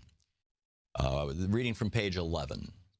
There's a battle waging today in America that will decide the future of the middle class. On the one side are those like Jefferson who believe that if free people can govern themselves and have the right to organize their government to create a strong middle class, which will in turn keep the government democratic, small d. On the other side are those like Thomas Hobbes who believe that only a small elite can and should govern, and that the people should be willing to pay the price of poverty in exchange for security. Those who don't want democracy understand that a middle class will always work to create democracy, which is why they are so opposed to middle class creating government policies like free public education, limits to the concentration of ownership in the media, and social safety nets like universal health care and Social Security. They understand that such policies have and always will bring about a strong and vibrant middle class, which will, in turn, both demand and create a more democratic society, again, small d.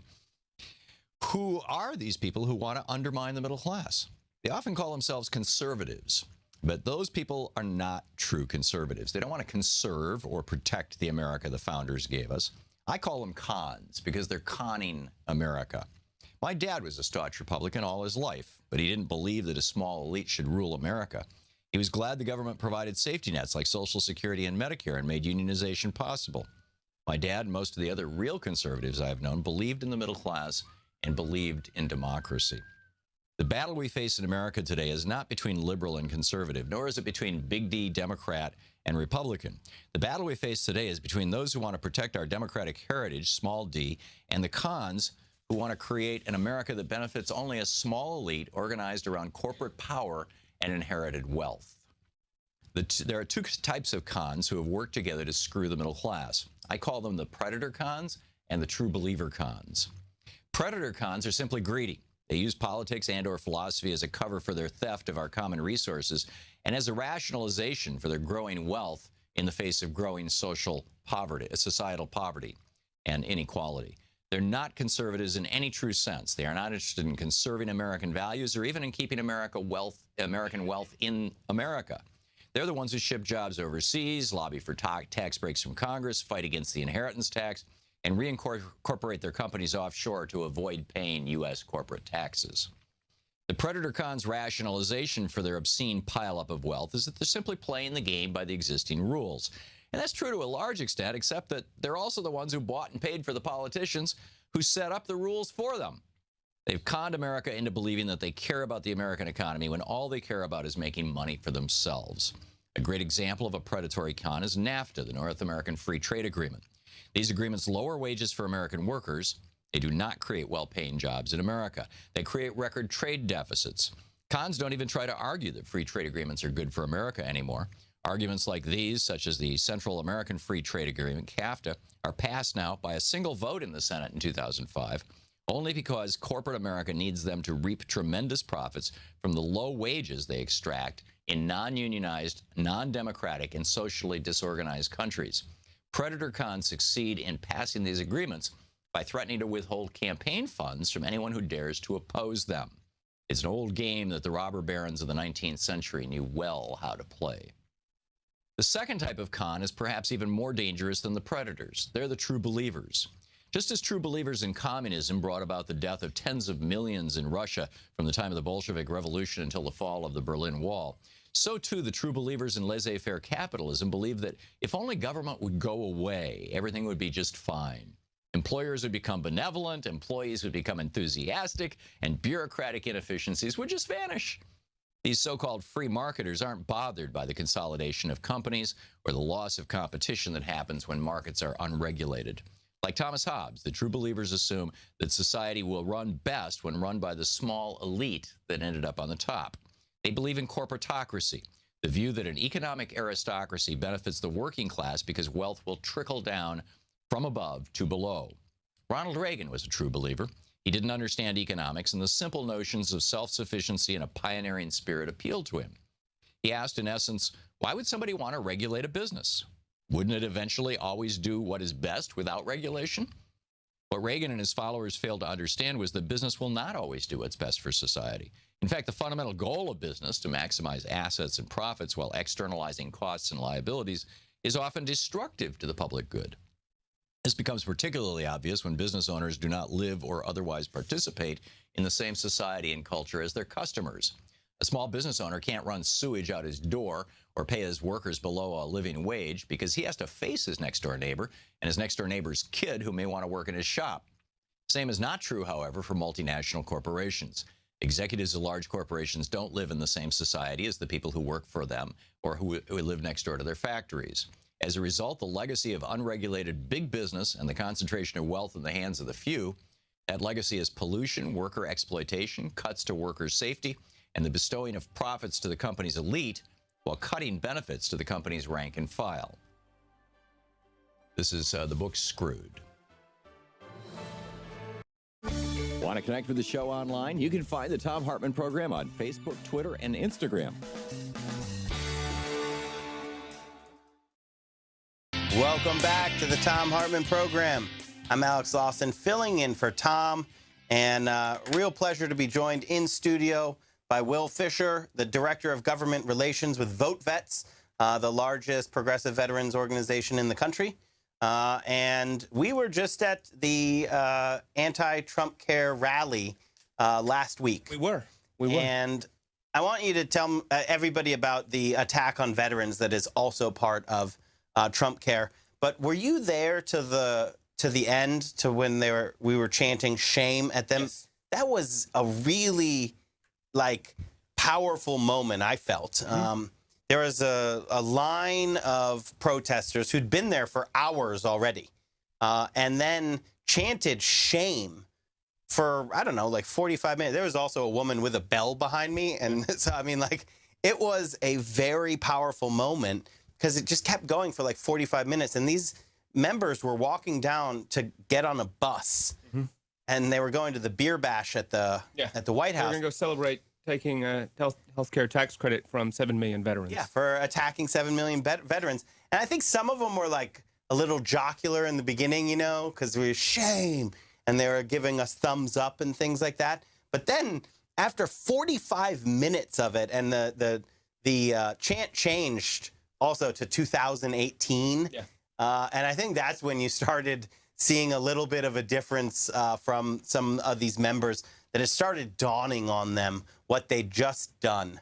And the ads that they just now helped create. Man, they wrote them themselves. Rolling in beers to celebrate taking health care away from people. So tell us about, so I already have the attack ad in mind. I watched it write itself. It's called The Deciding Vote, right? Because they passed it by one. Mm-hmm. So literally every single one of them cast the deciding vote that attacks 7 million veterans and their health care. So tell us about that. Absolutely. So the way Trump Care is written, right now under ACA, people are afforded tax credits to purchase health care on the exchange. The way Trump Care is written, though, it says if one is eligible for a different type of government health care, they no longer are eligible for those tax credits. So if someone is eligible for the VA, they may not be, they will no longer be able to receive this tax credit. The reason that is such an issue is there is a huge difference in all things, but certainly with the VA, the difference between being eligible for something and being qualified for something. I'm eligible upon turning 16 years old to have a driver's license. If I don't pass the test, I'm not qualified. So with something like the VA, we have a tier system where someone who is a tier 1 is going to be someone who's 100% disability, automatically qualified for the VA. This goes all the way down to tier 8. And a tier 8 would be someone who has no service-connected disability and makes over a certain amount of money. So they're eligible for the VA because they're a veteran, but they're not qualified. So they're never actually going to be able to get in there to be seen. Now, I would add that Donald Trump's federal hiring freeze, coupled with the fact that, according to Donald Trump's own VA Secretary David Shulkin, there are 45,000 vacancies at the VA. That's certainly not helping to quell this issue. So that number of veterans who are not enrolled in the VA, whether because they are a tier 7, tier 8 not qualified, because they are already receiving, an employer-based healthcare system, so they've just never even enrolled, or maybe they just live out in a very rural area, 9-10 hours away from a VA facility, is estimated to be between 7 and 8 million veterans. And Donald Trump and the Republican Party just now took the ability to go out and purchase health care on the exchange through a tax credit away from those veterans and imposed a tax on veterans to be able to have access to our health care. Now, you brought up 2018. I wanted to be as crystal clear to any member of Congress who voted the other day, and I said this when we were together last week. Your constituents are going to know how you took this, how you voted on this issue. And if you voted to take tax credits away from veterans, we are going to run ads. We are going to knock doors. We are going to send direct mail. And you will not be able to go anywhere, not to church, not to a community event, not to the supermarket, without your constituents pointing at you and saying, hey, look, there's the member of Congress who thought it was a good idea to punish veterans with Trump Care. Now, maybe some people aren't going to be worried about that. Maybe that isn't as appealing to someone as, going down to Mar-a-Lago and knocking back drinks with that, hyena in the White House. But there will be a price to pay. And people are not only going to know how you voted on this bill, but as the Senate continues to take this up, we're going to be continuing to mobilize to make sure that senators know about this issue as well and defeat this bill in the Senate. And from my point of view, at Social Security Works, we're like, you just voted to raid Medicare and destroy Medicaid, the largest provider of long-term care in this country. 70% of the long-term care provided by Medicaid. Destroy it. $880 billion cut out of it. And there's so many who are going to be like, yes, your deciding vote, your vote made the decision.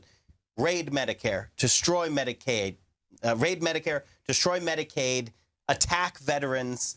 I mean, I don't understand how they could actually think this is going to play. And I've posed this. I was talking with Wendell Potter earlier and the staff at Social Security Works earlier than that. I fought for Obamacare. I'm a single payer person, but I came out of working in outreach clinics, and I knew that even a moderate step forward was a life and death situation for millions of people. Yes. And so I am proud of the step forward that Obamacare is, especially the expansion of Medicaid. The expansion of Medicaid is just an amazing good. And, I know I fought hard. There were late nights, hard work. It was super stressful and very difficult to do. And when I dug deep, I actually could picture my clients at the clinics that I worked at. And I could picture them and their names and clients that I've lost and their families. And I could say, this is who I'm fighting for. Right? I could see it. This is the fact that this human had to, say, oh, well, I guess I'm not worthy of health care. I'm not cost effective. Right? That whole concept was malignant to me. And so when I dug deep, it was in a faith-driven belief that my work was for good. Yeah. I mean, Alex, how do they do it? Well, I think you need to go back and think of just two words you just now used when talking about this. This was a life or death vote. This was a life or death piece of legislation. And if Trump Care does pass the Senate, if Trump Care is signed into law by the President of the United States, people are going to die as a result of that. Right. That's the thing that I did. I'm not asking you. I don't think you can deliver it to me. But when the people fighting for this dig deep, how do they do that? I knew it was life or death, and I was fighting on the side of life. Absolutely. And Alex, I think that first off, no one who voted for Trump Care should ever be able to call themselves pro-life again. But also, it's important to remember that this is just another chapter in a long volume of attacks on veterans and attacks on the working class being driven by Donald Trump and his allies on Capitol Hill. These are people who, you talk about veterans and healthcare. These are the exact same people who also want to destroy and privatize the VA, despite the fact that the Rand Corporation has said that the VA provides equal or better healthcare than the private sector across the board. Despite the fact that veterans overwhelmingly oppose the idea of our VA healthcare being destroyed and privatized. And despite the fact that time and time and time again, the VA is a leader in not only R&D, but it's also a leader in providing world-class integrated healthcare. It's a leader in, through things like the GI Bill, getting training and education opportunities to veterans and military families. It is a leader in people being able to purchase homes. And it's also the largest caretaker of veterans who have died in this country as well. So this is a system that is under attack. And again, These are the same people who attack veterans every step of the way. I just mentioned the GI Bill. Look, they're floating an idea right now to start charging privates when they first come in the military $100 per month to be able to use their GI Bill someday. So, Will, in the last minute here, I want to. Yeah. This is what I say. The billionaires on Wall Street, they profit off of destruction, chaos, misery, inefficiency. Therefore, they see systems that work, and they have to destroy them. Social Security works. Medicare works. The VA works. And that's why they are driven, because they know that chaos is where their profits come from. Absolutely. And it is about profits. Look, people want to destroy and privatize the VA, the people who do want to do that, because, look, absolutely, there's a tremendous amount of money to be made in off of providing care for veterans. But a more sort of surreptitious reason is rooted in ideology. The VA works.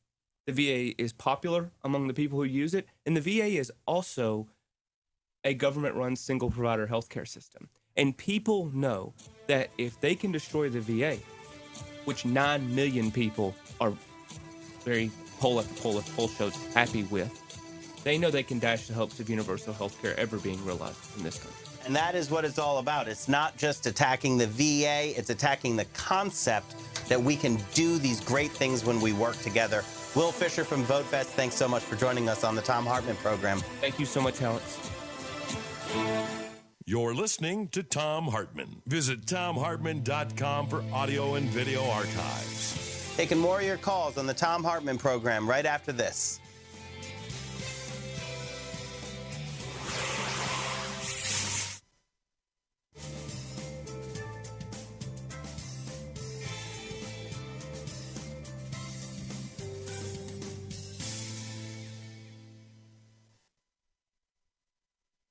Yesterday, I told you I was going to share these exit poll results with you, but I couldn't verify them. I've now seen them from 3 different sources.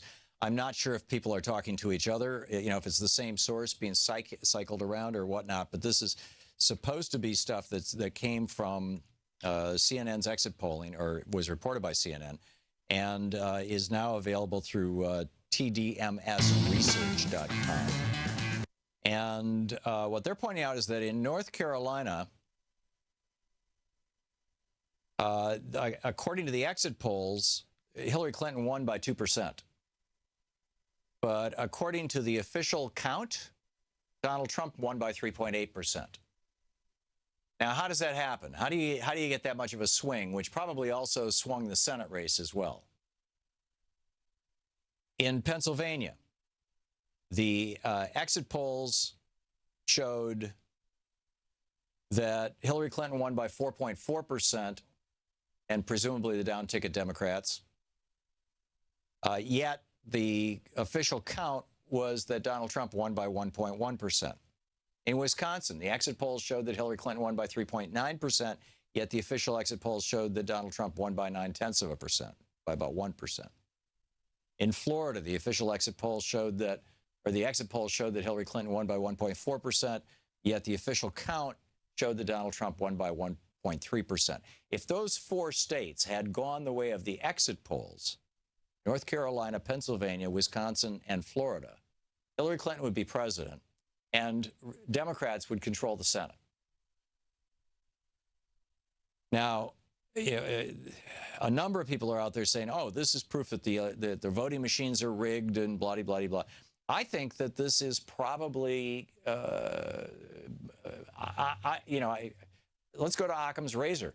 The Republicans for 30 years now, 40 years, I mean, this goes back to Paul Weyrich, have been pushing this idea that there's voter fraud out there, and therefore we need to take people off the voting rolls because they might fraudulently vote.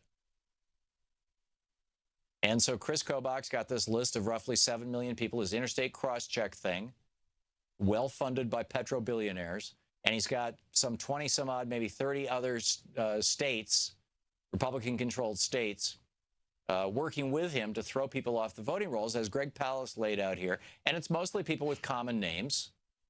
So you get a Jim Washington in Wisconsin and a James Washington in Florida. And according to Chris Kobach, they're the same person. So take them both off the polls. It's somebody trying to commit voter fraud. when in fact, it's just a common name among African Americans. Eric Hernandez, or Kim or Park, last name of Kim or Park. I mean, these are very, very common. These ethnic names are among the most common now in the United States, as opposed to the old Anglo-Saxon ethnic names like Smith and Jones. I mean, they're still common, but not like this.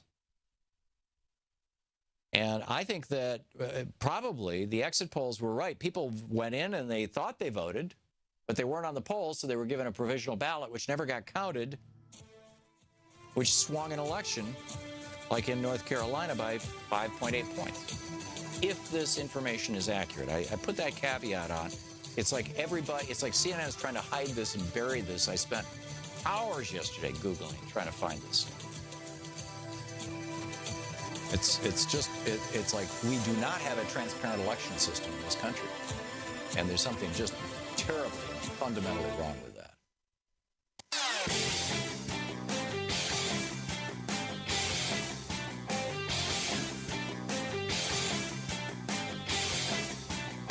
This year's election results have generated fear, sadness, and despair. Welcome back to the Thom Hartmann Program. I'm Alex Lawson, filling in for Tom, and joining us by phone is who's with Victoria Jones from Talk Radio News. Yeah, I'm sorry, Victoria. I just really dashed this entire introduction. I'm going to start over. Joining us by phone, Victoria Jones from Talk Media News, on Twitter @PoliticalBrief. Victoria, thanks for joining us. Thank you very much indeed. Yes, we have just finished the White House press briefing here. I'm at the White House right now, and so some of the items in today's briefing with White House Press Secretary Sean Spicer play into the stories that I've got to share with you, one of which, of course, is the testimony expected today from fired Acting Attorney General Sally Yates, who will be testifying before a subcommittee in the Senate of the Senate Judiciary Committee. It's much anticipated and looks like being very, very interesting. And it became even more interesting earlier today when sources, apparently close to former President Obama, said that, it seems to be, anyway, it's certainly former officials, said that President Obama warned Donald Trump against hiring Michael Flynn to be part of his national security team when Obama met with Trump in the Oval Office 2 days after the November election. Now, Obama fired Flynn, you'll remember, as head of the Defense Intelligence Agency, and Obama told Trump that he would have profound concerns about Flynn becoming a top national security aide. So, obviously, that was the first question for Sean Spicer at today's briefing. And Spicer turned this around by saying that, yes, it was true that Obama made it clear he wasn't exactly a fan of Flynn, saying that Flynn had been critical of Obama. But he said if Obama was really concerned, why didn't they suspend his security clearance? And he said this with a disparaging little laugh. What Spicer never said, as far as I could tell, was to acknowledge that Flynn had, in fact, been fired from his job as head of the Defense Intelligence Agency by the Obama administration. Now, also, there was a question about a tweet earlier today by President Trump on Sally Yates's upcoming testimony, which some people are seeing as a sort of maybe an attempt at witness intimidation, but certainly a surprising tweet just before somebody testifies. And this is where he's saying that somebody should ask her about how it was that classified information so quickly found its way into the press after she spoke. And so he was asked also about that. And he said, well, Trump's concern about the leaks should concern every American, and the tweet speaks for itself. So, Victoria, there's so much there. The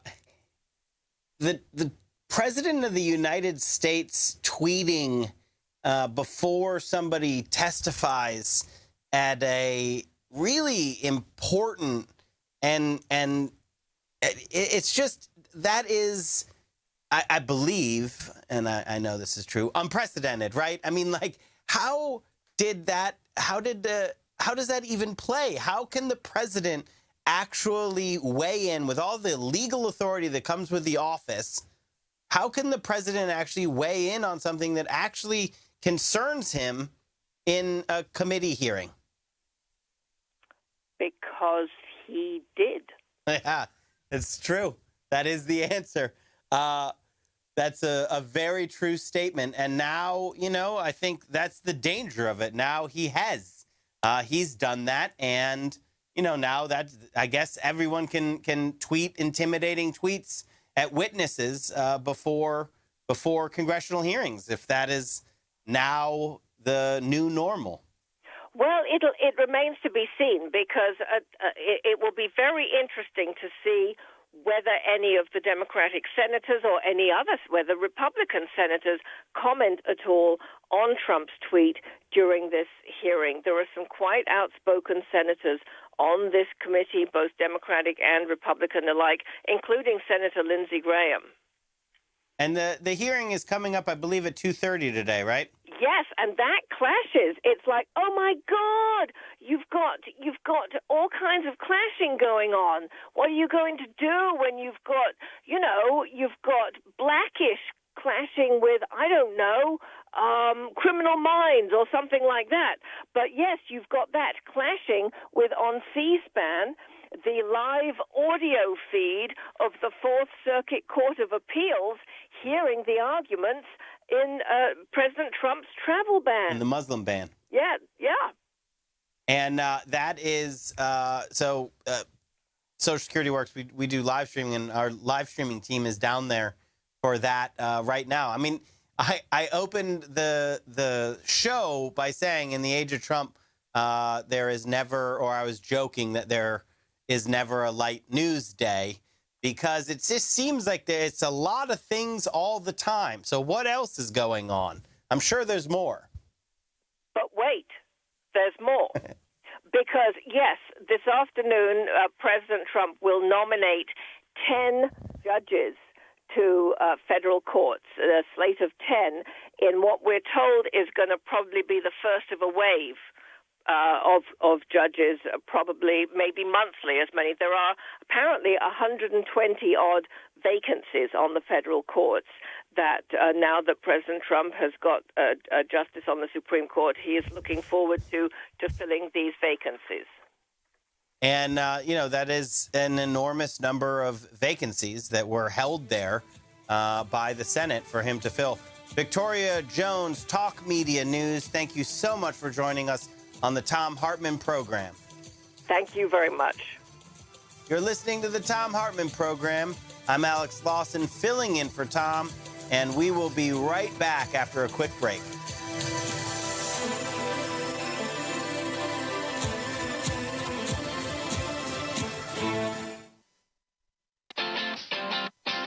You're listening to Thom Hartmann.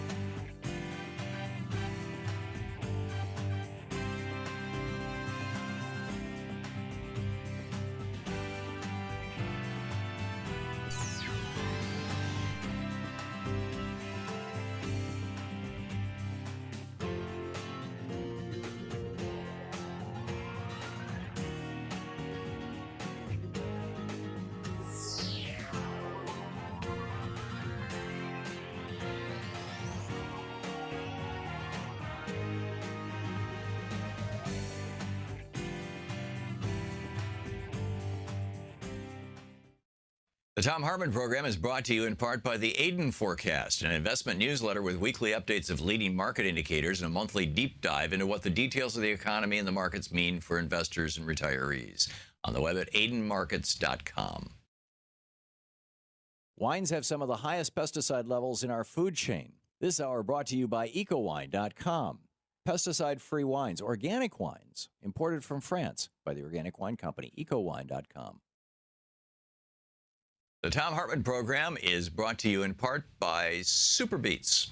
Super Beets are sourced from non-GMO beets, and they're packed with dietary nitrates, helping to produce nitric oxide for more energy, stamina, and support for healthy blood pressure levels naturally. For more information, call 800-223-8242 or visit freespeechbeets.com.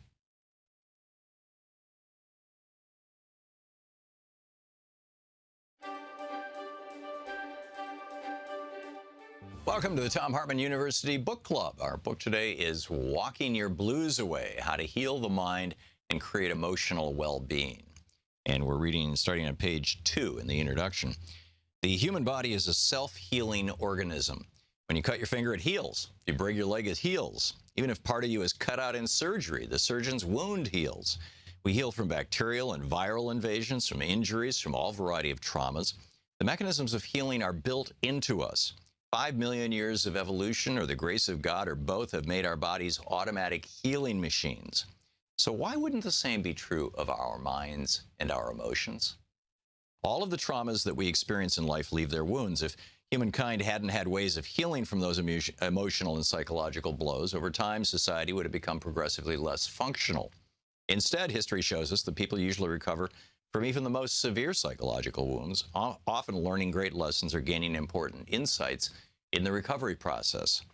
The famous Kauai, Hawaii longitudinal study of children raised in stressful, disadvantaged conditions, they were migrant farm workers, found that a higher percentage of the children grew up to be highly resilient than did a middle-class control group.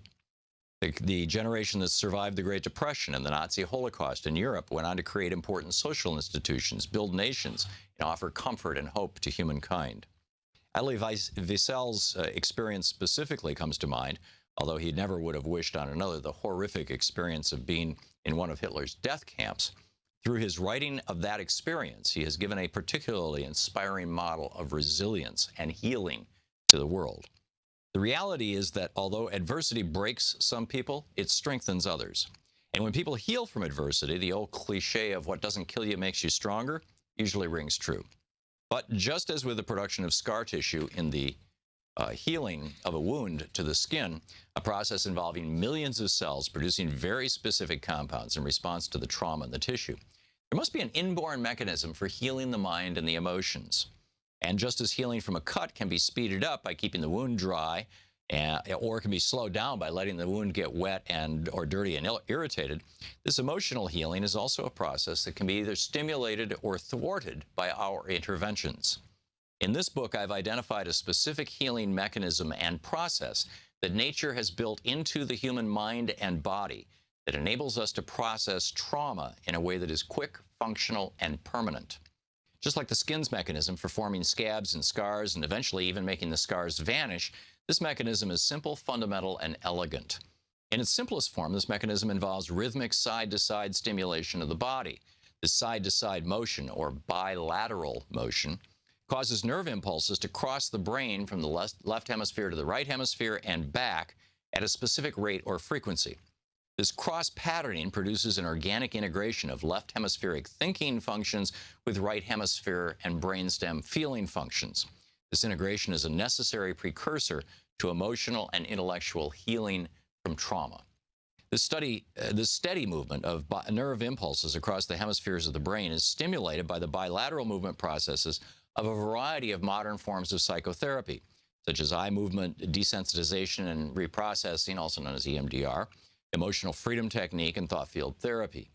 In its purest form, however, I've discovered that the natural and rhythmic left-right process of walking while performing a simple mental exercise can also stimulate the same internal integration process. This, I posit, is the way humans have healed themselves for trauma for the hundreds of thousands of years of human history. And it's only because so few of us walk anymore that we have to resort to office-based psychotherapeutic processes to produce a similar result.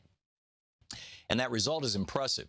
When we stimulate the nervous system in this bilateral manner while calling to mind a persistent emotional distress, the emotional charge associated with that memory quickly and permanently dissipates. This isn't a process of producing amnesia or forgetting. Instead, it's a way of reframing the past, a way of re-understanding or putting into context what has been so unnerving to us.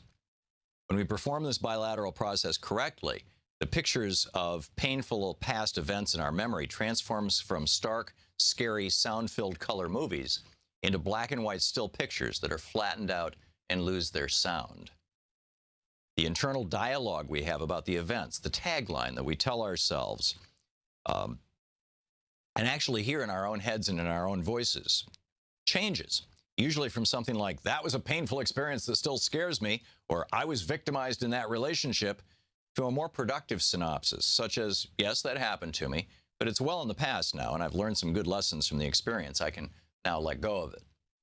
Inciting the movement of nerve impulses across the brain's hemispheres helps people come to terms with their past. They stop being frightened by their imagined futures and feel comfortable and empowered in the present. Walking while holding a traumatic memory in mind in a particular way can produce this result in a very short time. And the book goes on to talk about how exactly to use simple walking, just going out for a 20-minute walk, which is physically good for you. Use that simple walking and combine it with a very specific set of mental exercises that Sigmund Freud and Franz Anton Mesmer and others first discovered years ago. Walking your blues away.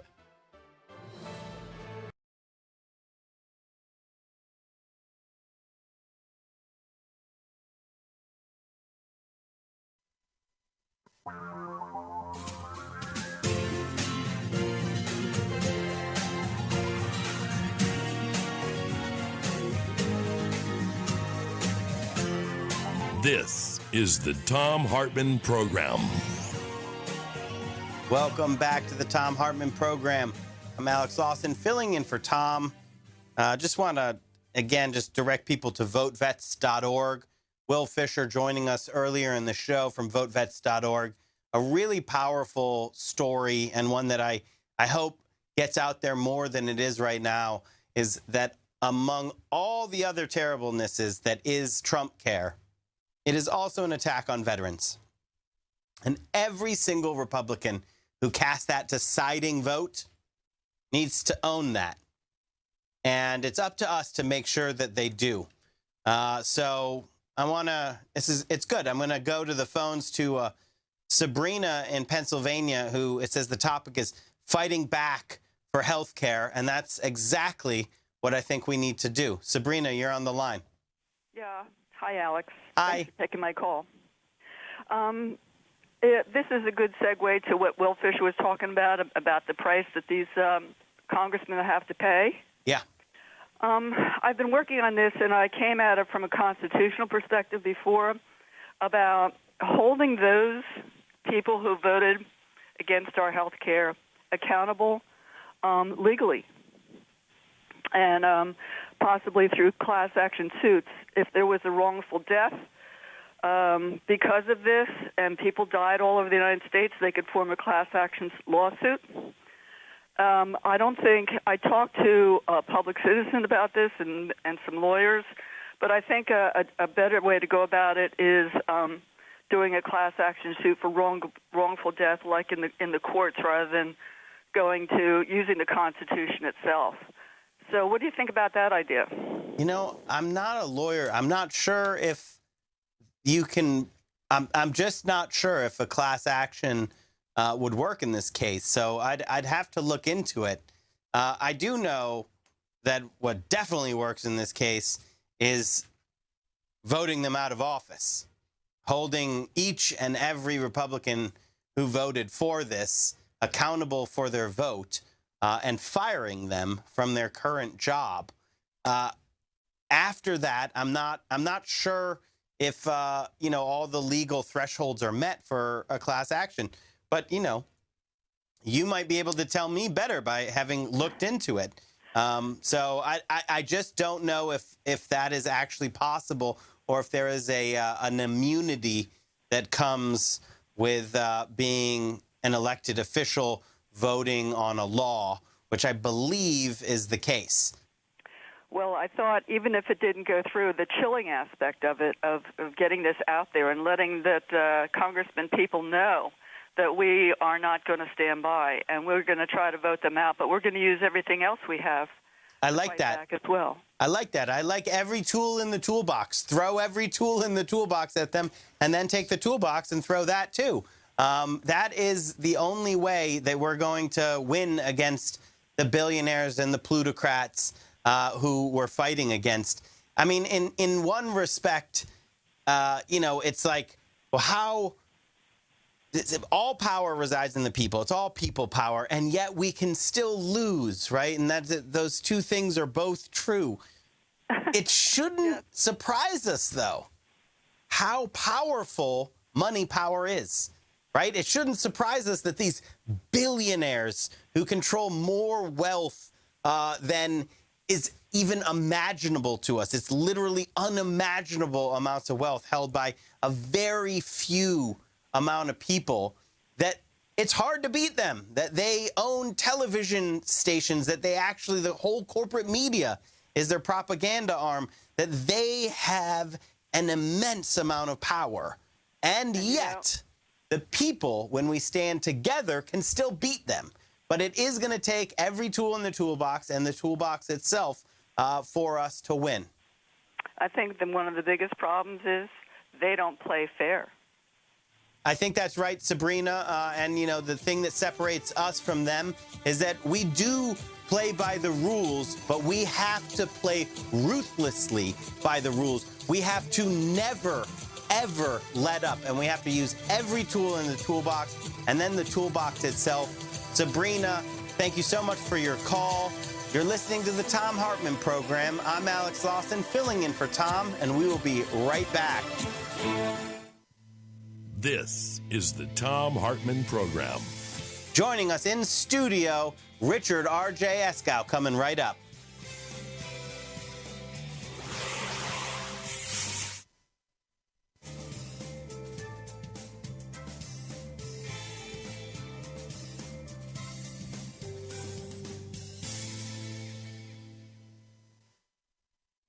I wanted to finish with some of the comments that Robert Reich made in his piece, which is published at robertreich.org and then reprinted over at Alternet and I guess in several other places as well.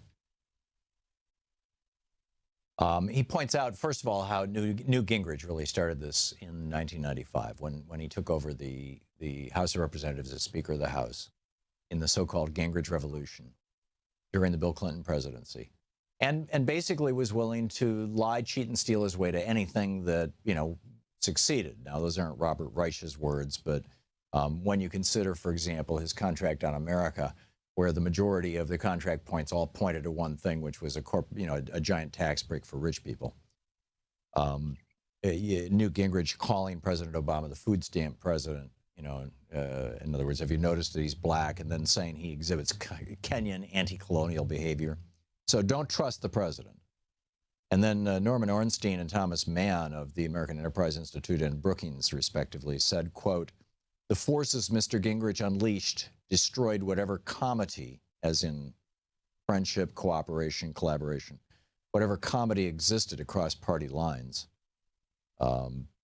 Reich writes, Gingrich's Republican Party became, I quote, and then quoting these two experts, ideologically extreme, scornful of compromise, unmoved by conventional understanding of facts, evidence, and science, and dismissive of the legitimacy of its political opposition.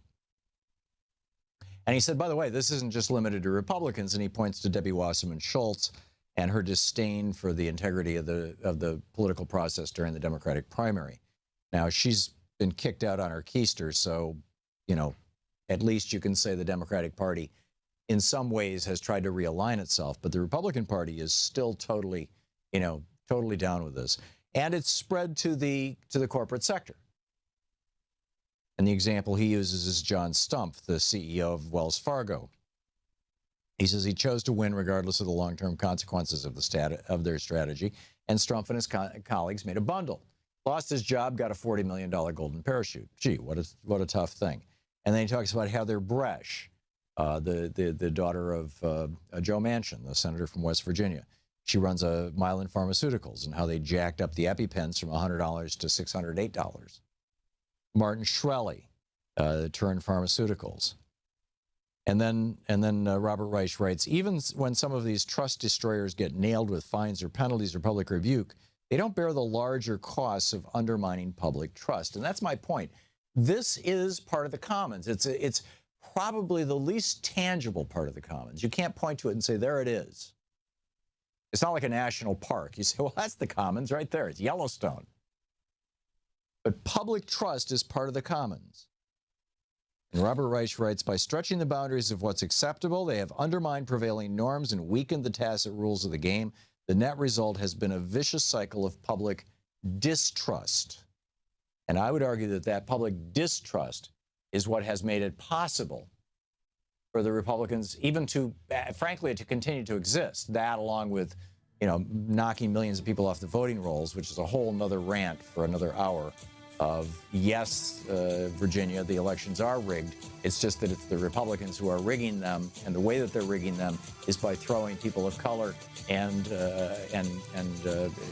principally Hispanics, African Americans, and Asians off the voting rolls. And this is the epicenter for this, of course, is Kansas.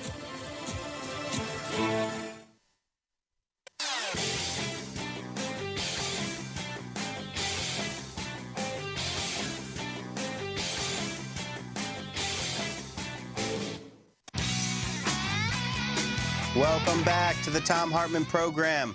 I'm Alex Lawson, filling in for Tom, and joining me in studio, great friend of the program, the host of the Zero Hour, and my friend, Richard R.J. Eskow. Good to be here, Alex.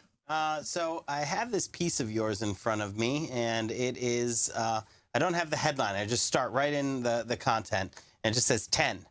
That's how many people will die every year so Republicans can give a tax break to each of the 400 richest people in America. Right.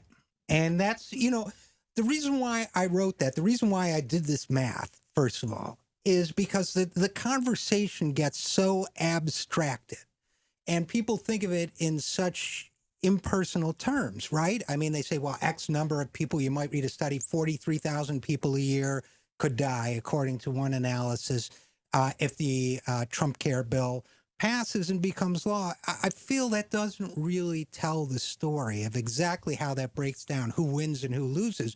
So what I wanted to do here was say, first of all, I was thinking of this old short story that became a Twilight Zone episode called Button Button.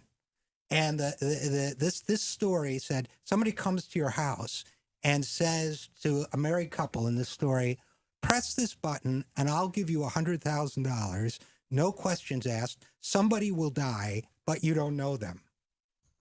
So that was the premise. So they argue, and finally, the wife one of them presses the button, and then they say, "Where's the box going next?" And they say, "Don't worry, it's somebody you don't know." And so I just took that as a starting point for this to say, okay, you have the 400 richest Americans who will get on average $7 million in tax breaks each year because of the fact that this is essentially a tax cut, the Trump Care bill. What does that translate into the 43,000 lives? So I just did the math. You're cutting X amount from health care in order to give X amount in tax breaks in total, divide that by 43,000, and then apply the number you get against 7 million. And that's what I got. 10 people will die every year for each one of the 400 richest Americans to get an average $7 million tax break. It makes it really nice and apparent just how sick this bill is.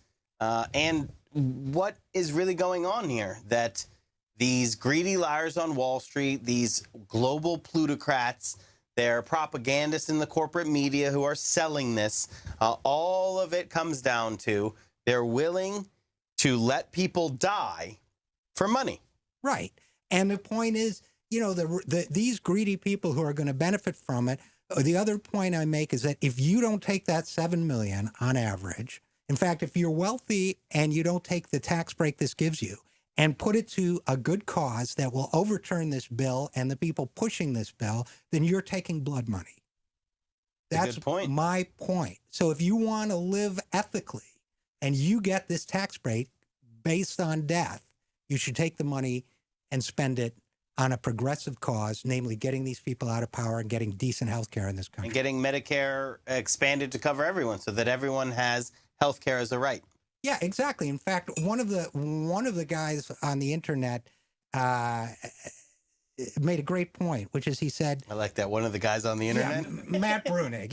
You know who Matt Brunig is. I thought he made a great point, which is he said, just as it's killing people to overturn the Affordable Care Act, it's also people are dying because we don't have Medicare for all. So if you're going to take that moral logic, which I think makes sense, obviously, because I wrote a whole piece about it, then apply it to and say that's why we need a system that covers everyone and where everyone can afford the care they need. Yeah, I mean, where affordability isn't even a concept. I had Wendell Potter in earlier. Oh, yeah, sure. And I like getting down to these kind of like really basic concepts, like affordability does not make sense in a healthcare system except one that looks like ours, right? If healthcare is provided as a right to people, there is no affordability. You have a right for healthcare.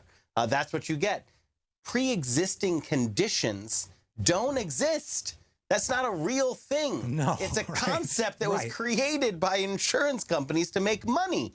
But like once we allow this concept to take hold, this framework, then these other things like healthcare as a right, everybody literally has access to healthcare all the time. It doesn't make sense because we've allowed these other concepts to come in, and now we're kind of defining our reality with them. And pre-existing condition is my favorite one.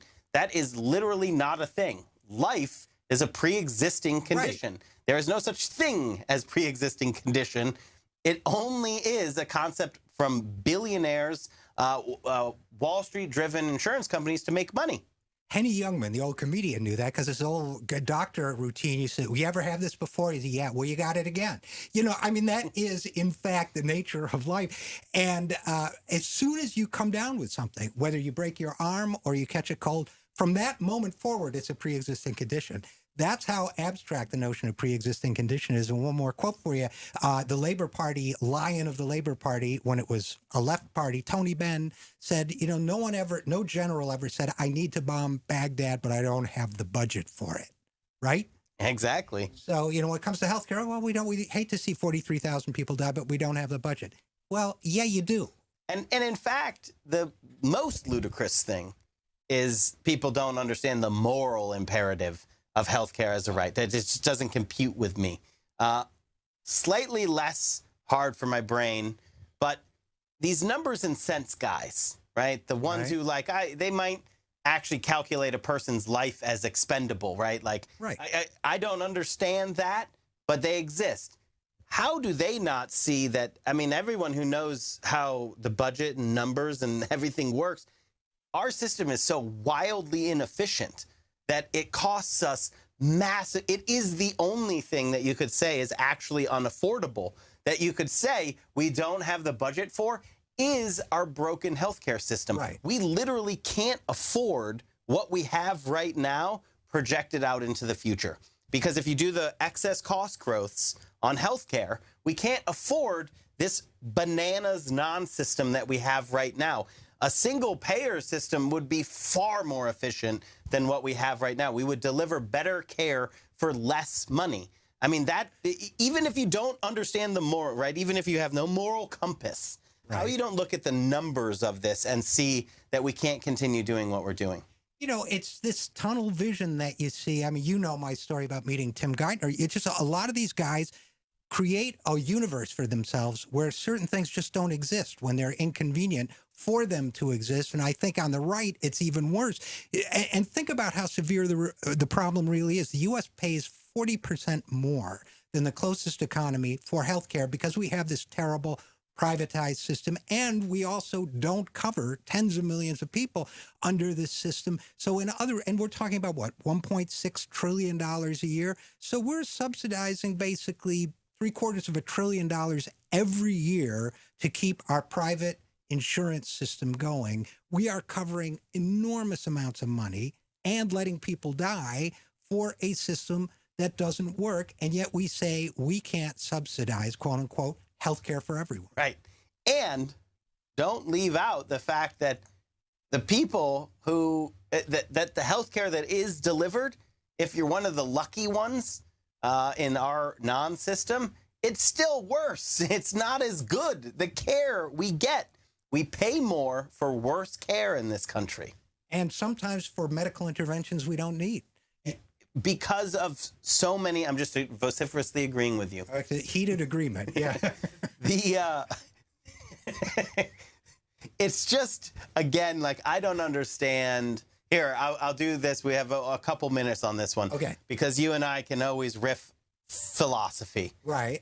When I was fighting for Obamacare, and I know you were very critical of it, and you were right. But Medicaid expansion was worth it for me, right? Like, just the Medicaid expansion was a really, it's a step in the right direction. I'm always a single payer. I'll never fight for Obamacare again. I won't. I will only now fight for Medicare for everybody. And I learned that through this process, because look where we are right now.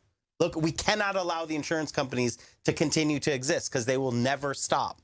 But when I was fighting for Obamacare, when it was hard, it was arduous, late nights, it was a stressful process. 2 years of my life, when I dug deep, I could picture the clients that I had when I worked in outreach clinics, right? I knew what I was fighting for.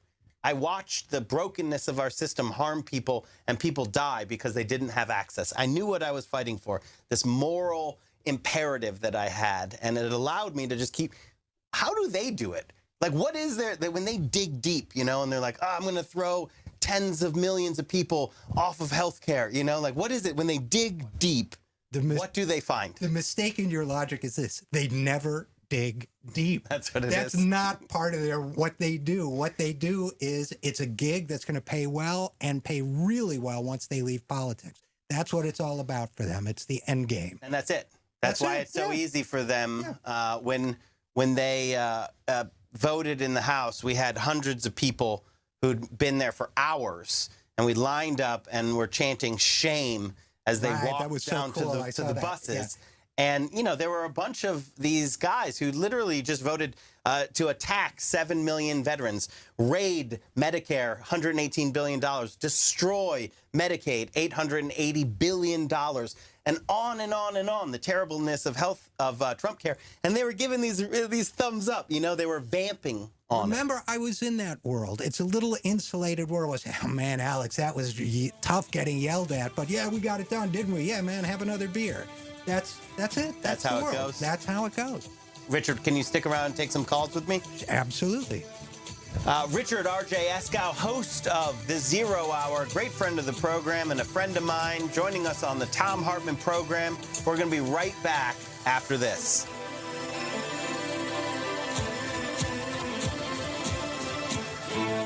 You're listening to the Thom Hartmann Program. Call 202-808-9925. Richard and I are going to be taking your calls right after this.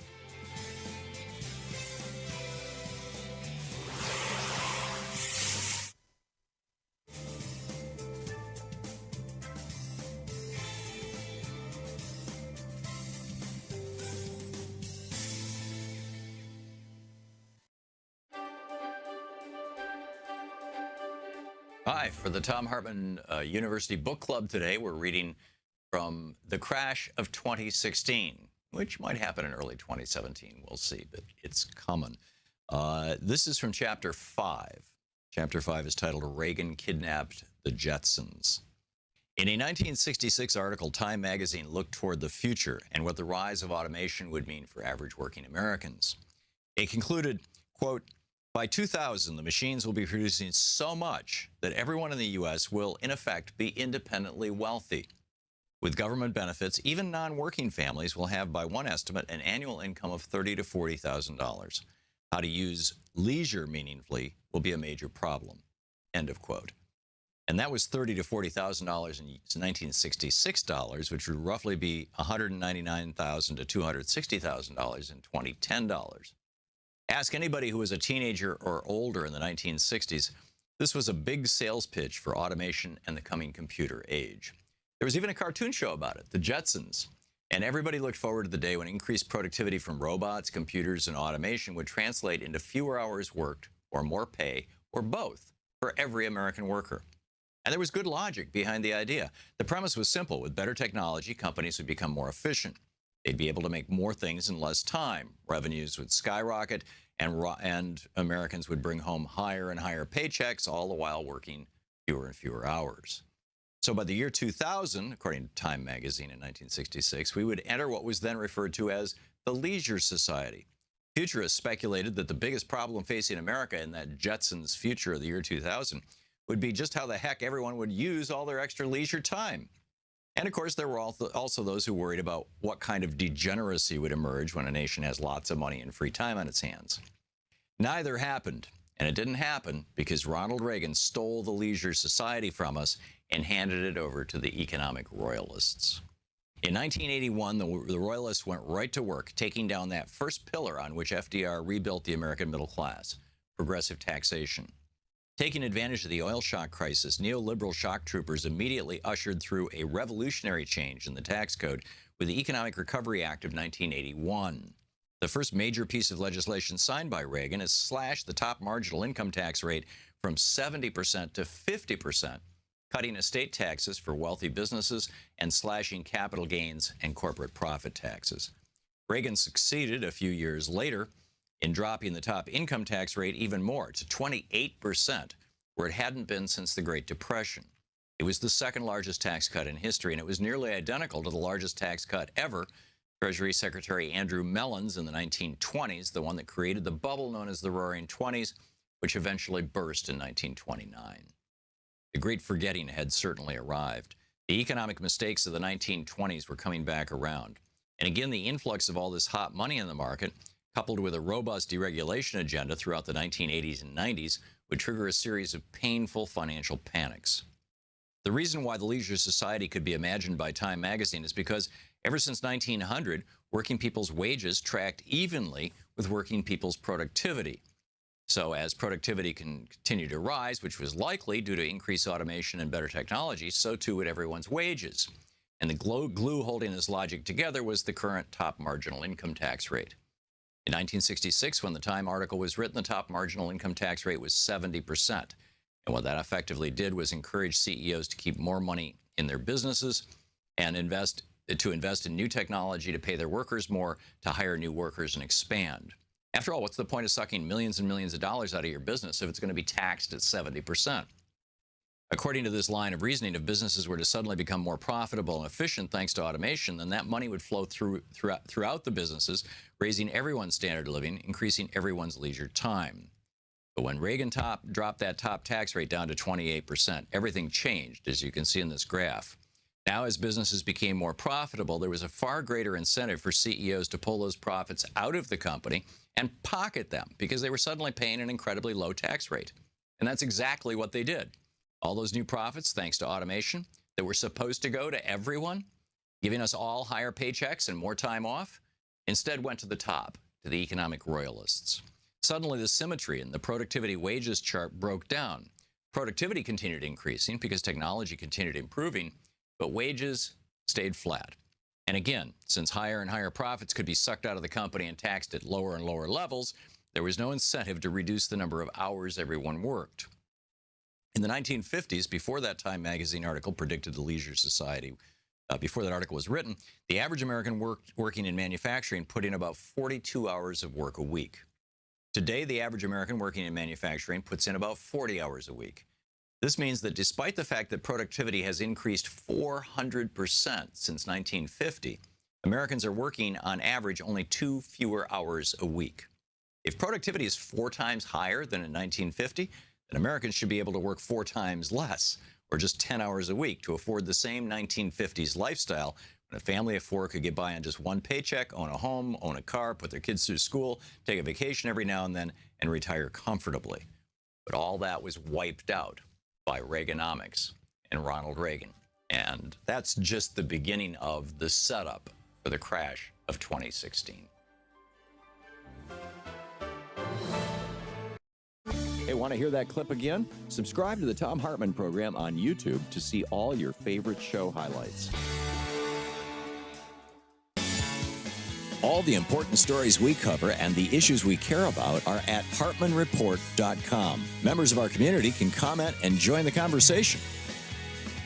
Welcome back to the Thom Hartmann Program. I'm Alex Lawson, filling in for Tom, joined in studio, continuing in studio, Richard R.J. Eskow, host of the Zero Hour. We were just talking during the break about Obamacare and how you are critical of Obamacare, and it makes a lot of sense. But, you know, why don't you explain it? Yeah, a couple things. One is, well, let me start with this. I had an argument on the air once when I was guest hosting the Young Turks, actually, a long time ago. And a Obama supporter was on, and he was saying, why are you still criticizing this bill? And I said, because the debate isn't over, and I want to get 110% of everything we can get. And he said, well, Bernie Sanders has signed on to this bill. Is Bernie not liberal enough for you? And my answer was, Bernie Sanders got $2 billion in community health center funding in return for his support of this bill. What did you get? Because you know what? If you didn't get anything, you're getting played. So that was my position all along. Let's get 100% of what we can get out of that bill. And then once it's done, for exactly the same reason you said, for the Medicaid expansion, for the people that can be helped. But let's also recognize that having health insurance in this country is not the same as getting medical care in this country, that there are still enormous financial obstacles to be overcome. And by the way, actuarially, I called it right, that a lot of people would still not have health insurance when this was over. So let's be clear that it's a step forward, but it's a long way from where we need to be so that we don't, meaning the left in general, own the problems of a broken healthcare system. But that's exactly what we did. We walked into that trap. I just found a piece of mine from 2008 where I predicted exactly what would happen. And the reason is because it was predictable that if you make a broken system your own, people blame you for the problems of the system. They don't get the nuance. They don't get what a health insurance company does versus what the government does. You're going to own it. We owned it. That was our mistake. And, you know, I agree completely. Now you can see putting a name, Obamacare, as if it was one singular thing, just meant that all the brokenness of our non-system, you now had a name for it. Like, my premiums are going up. Thanks, Obamacare, right? Like, my drug costs are going, right? As if that was all one unifying thing. That totally happened and was predictable. I will say, you know, I could see that coming. The one I disagreed with you with and I didn't see coming, because it was so obvious to me. I didn't think that the Democrats or that many people would actually not understand that this was a step. It was so obviously a step for me, but it actually did become a terminus for far too many people, right? Like, for generations, the Democratic Party has stood for single payer, for healthcare as a right for everyone.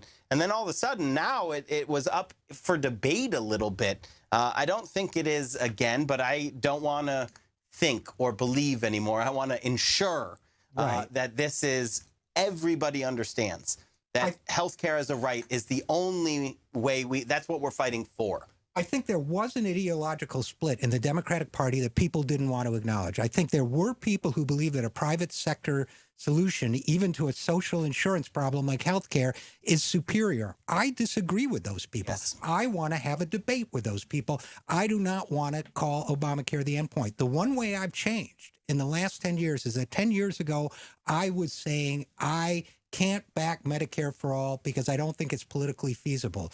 The way I've changed in 10 years, I think it's the only solution that is politically feasible. It's politically feasible. Right, because people get it.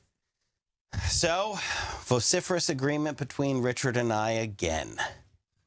Heated agreement.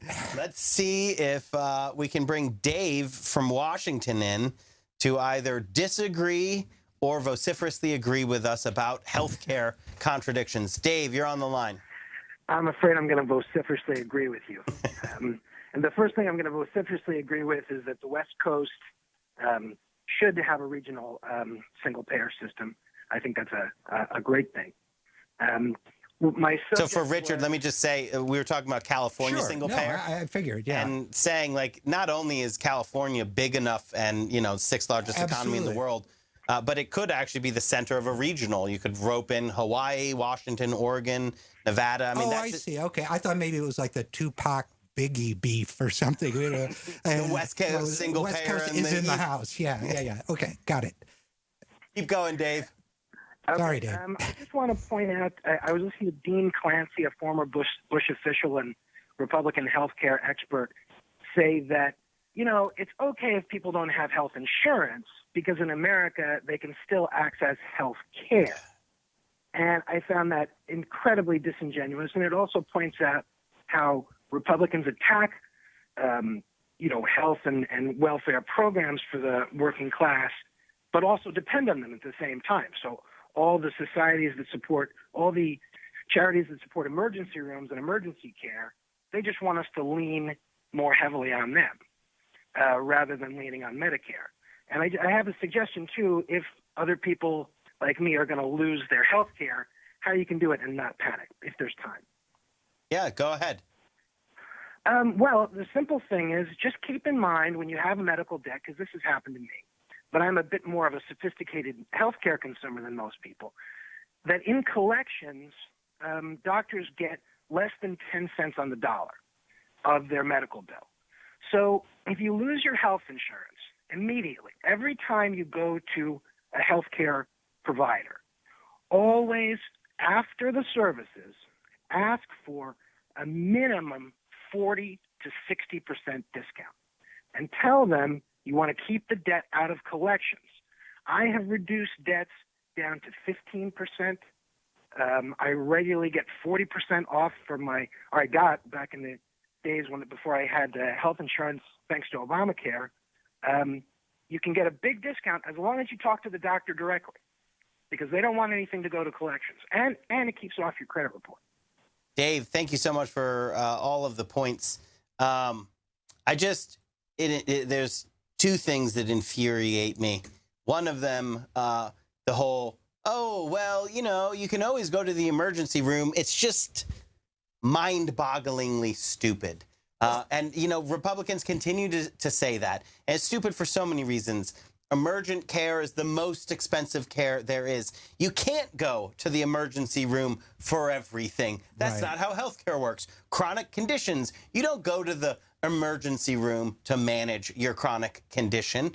You go to the emergency room when you're not managing your chronic condition because there is no healthcare in this country, when there is no healthcare in this country, and your chronic conditions become emergent. Then you end up in the emergency room. It's just so wrong.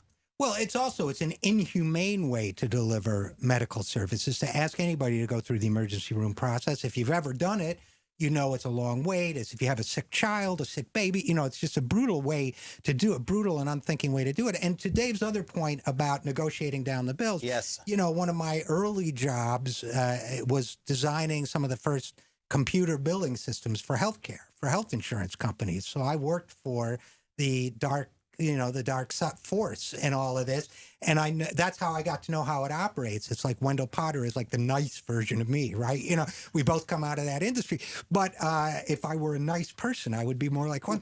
But so I know how it works. And it is true that, but it's so brutal, but it is true. You can negotiate with doctors. You can also say that I'll pay $10 a month. I mean, there are all sorts of things you can do to keep things out of collection. But think how brutal it is that people can go into bankruptcy over medical bills. And that's the second thing that I was going to say, that it infuriates me. Dave's right, and it infuriates me that he's right.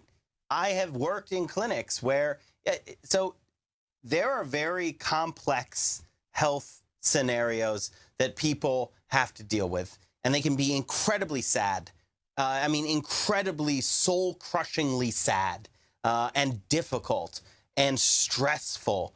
And most people have to also go to work, pay a mortgage or rent, put aside for their family, all of these other things in life. And now they have to manage a very complex health situation. And then the greed of our non-system says, oh, wait, but before all of that, you got to think about the money aspect. You got to negotiate with your doctor so that you're not spending all your time thinking about how to navigate, a complex health situation. You're actually more worried about not going bankrupt dealing with your health. I mean, that is the epitome of how dumb our system is, because it's penny wise, pound foolish. It costs so much more because people can make a decision that is rational through the lens of money, and completely irrational through the lens of health. And think about make them do it. And think about the enormous effort that goes into paying these bills, to following these bills. And a quick statistic to throw at you: Milliman, the actuarial firm, says that the average family of four with quote unquote good PPO health insurance, better than most people get on the exchanges, for example, spends out of pocket between premiums and everything else $10,000 a year on their medical care. Think about that. It's nothing to a wealthy family, but to a family trying to raise two kids on, $65,000, $70,000 a year, that's a brutal sum. And they're either going to do without the care they need or do without something else in their life in order to get by. We shouldn't be a country where that has to happen. No, especially just to point it all out, vociferously agreeing.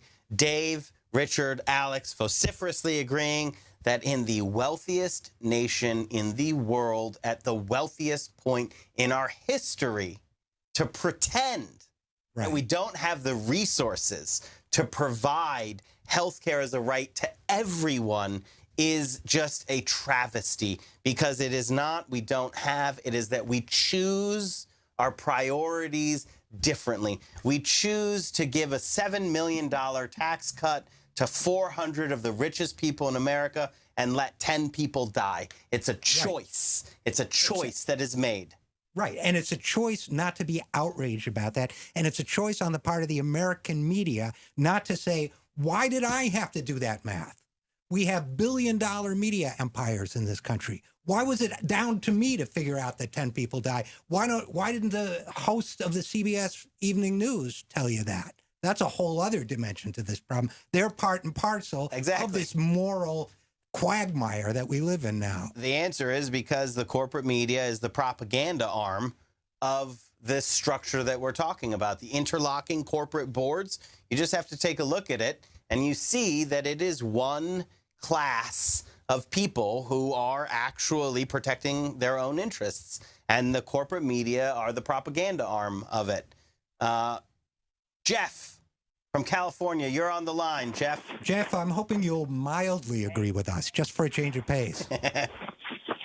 I'm really pushing for a California single payer, and I think one way to do that financially is for California to state bank. Mm-hmm.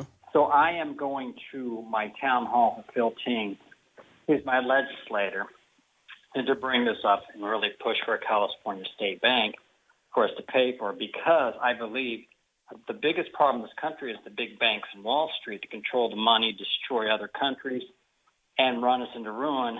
And we could be the example for the rest of the country with the state bank, single payer, how it can be done. So what's your thoughts on that? Jeff, I think that's a great point, a great question. Two great concepts of a state bank. California could have a state, and that would be an enormous public bank. And then use the profit from that to fund single-payer healthcare in California. I don't see why those two things can't go together.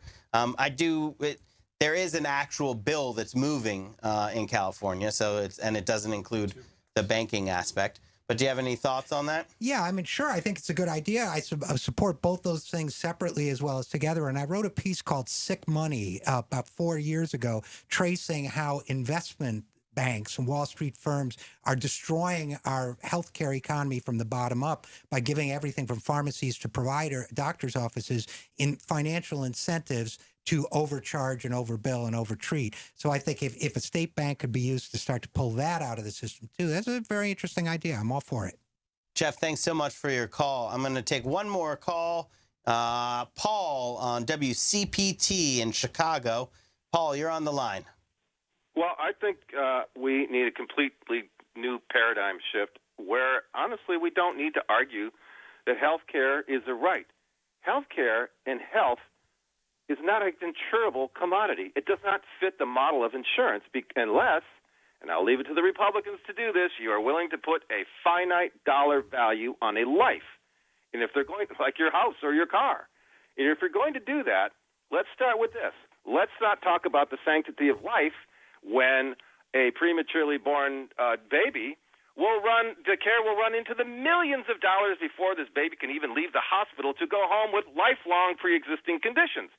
Or on the other end of the spectrum, for instance, my wife, she died of cancer. The last year of her life, she died of breast cancer, the last year of her life was probably the most expensive. Leave it to the Republicans to say, oh, just let her die. We're not going to keep paying to have her in hospice. Just let her die in pain. Let them be the ones to do that. We're not talking about the right, if that's what they want to do, but they argue the sanctity of life. The insurance model does not fit health. The health of a nation is on the cost side of the balance sheet, and it must be paid for before anything else, certainly before military weaponry, which is used to kill people. Paul, thank you so much for your point.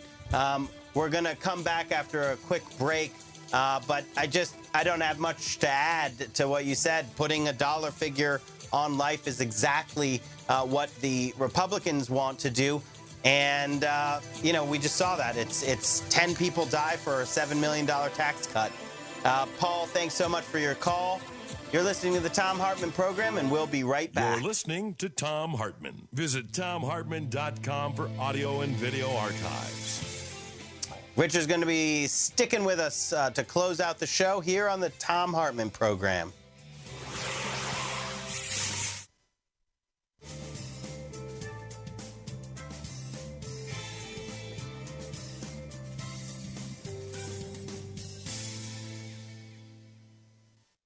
Welcome back to the Thom Hartmann Program. I'm Alex Austin, filling in for Tom. Richard Eskow staying in studio. We have time for one more. Do you want to say anything to the last caller?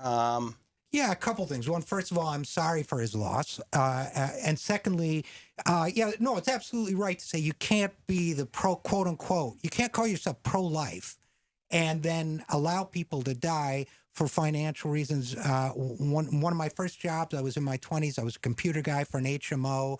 There was a newborn baby, a neonate, that was projected to cost $1 million a month. And the CFO in a staff meeting about it said, snuff the kid. Wow. Snuff the kid. And when everybody was discussing, he said, I was kind of kidding. But, snuff the kid is a mentality that says, in effect, we believe in the right to life from the moment of conception till the moment of birth. And then, buddy, you're on your own. That is an immoral way to live. And I think that, unfortunately, this last caller's personal tragedy illustrated that all too well. And, yep, that's exactly right. Steve in Georgia, you're on the line. Hey, thanks for taking my call. What I want to ask is, I don't hear this discussion too much, but, a couple of the shortcomings of Obamacare. Basically the ones that, have caused insurance companies either just drop out of Obamacare altogether or to raise their premiums.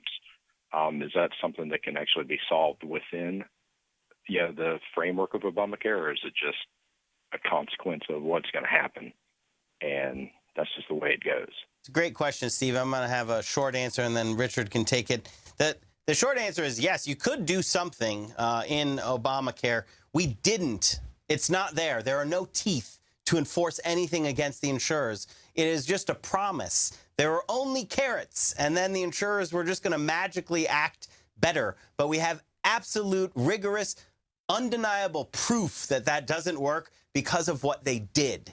Because of what they did, that they kept raising premiums, that they kept pushing these mergers, that they pulled out of markets to force the federal government to allow mergers. The truth of the matter is that we could do it in the private system. You could have teeth in there. You could say, okay, well, if you don't keep rates affordable, you won't be able to be part of Medicare Advantage. I would get rid of Medicare Advantage.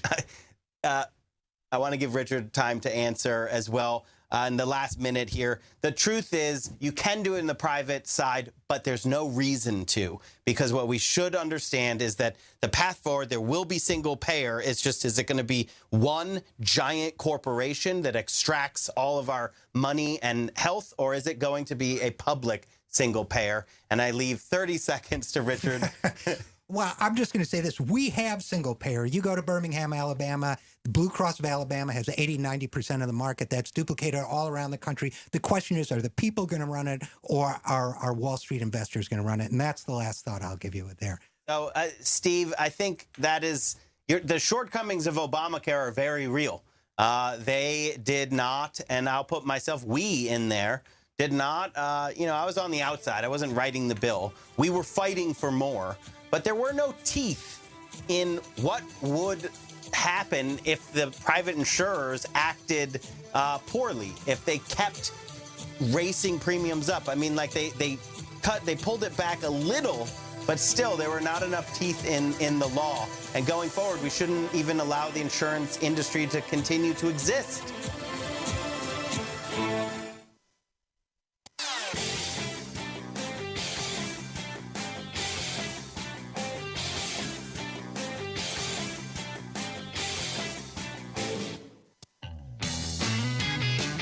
Welcome back to the Thom Hartmann Program. I'm Alex Austin, filling in for Tom, and thank you so much for listening today. I'm going to be with you all week. Tom is filming or working on a documentary on climate change, and so you're stuck with me, and we're going to have a good time. I always enjoy being stuck with you because it gives me a lot of hope. All the calls, there's sadness and there's anger and there's rage, but there is always a thread of hope in there as well, because it is you all. It is Tom's listeners that remind me that in every corner of this country, from coast to coast and everywhere in between, there is an undeniable urgency to us standing together. And right now, it's so apparent because we are facing these attacks. And so we're standing up and fighting back. But what always gives me hope is there are millions of us who have never forgotten what we're fighting for.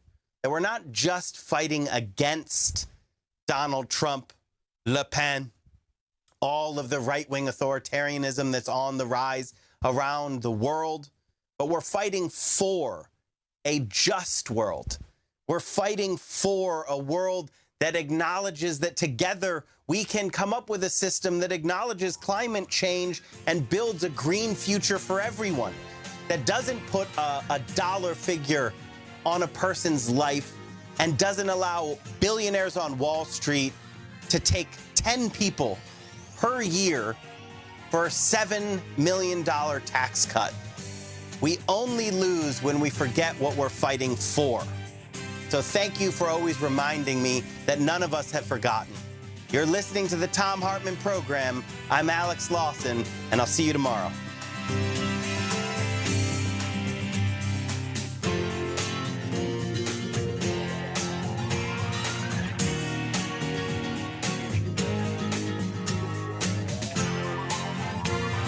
You've been listening to Thom Hartmann. For audio and video archives, visit thomhartmann.com.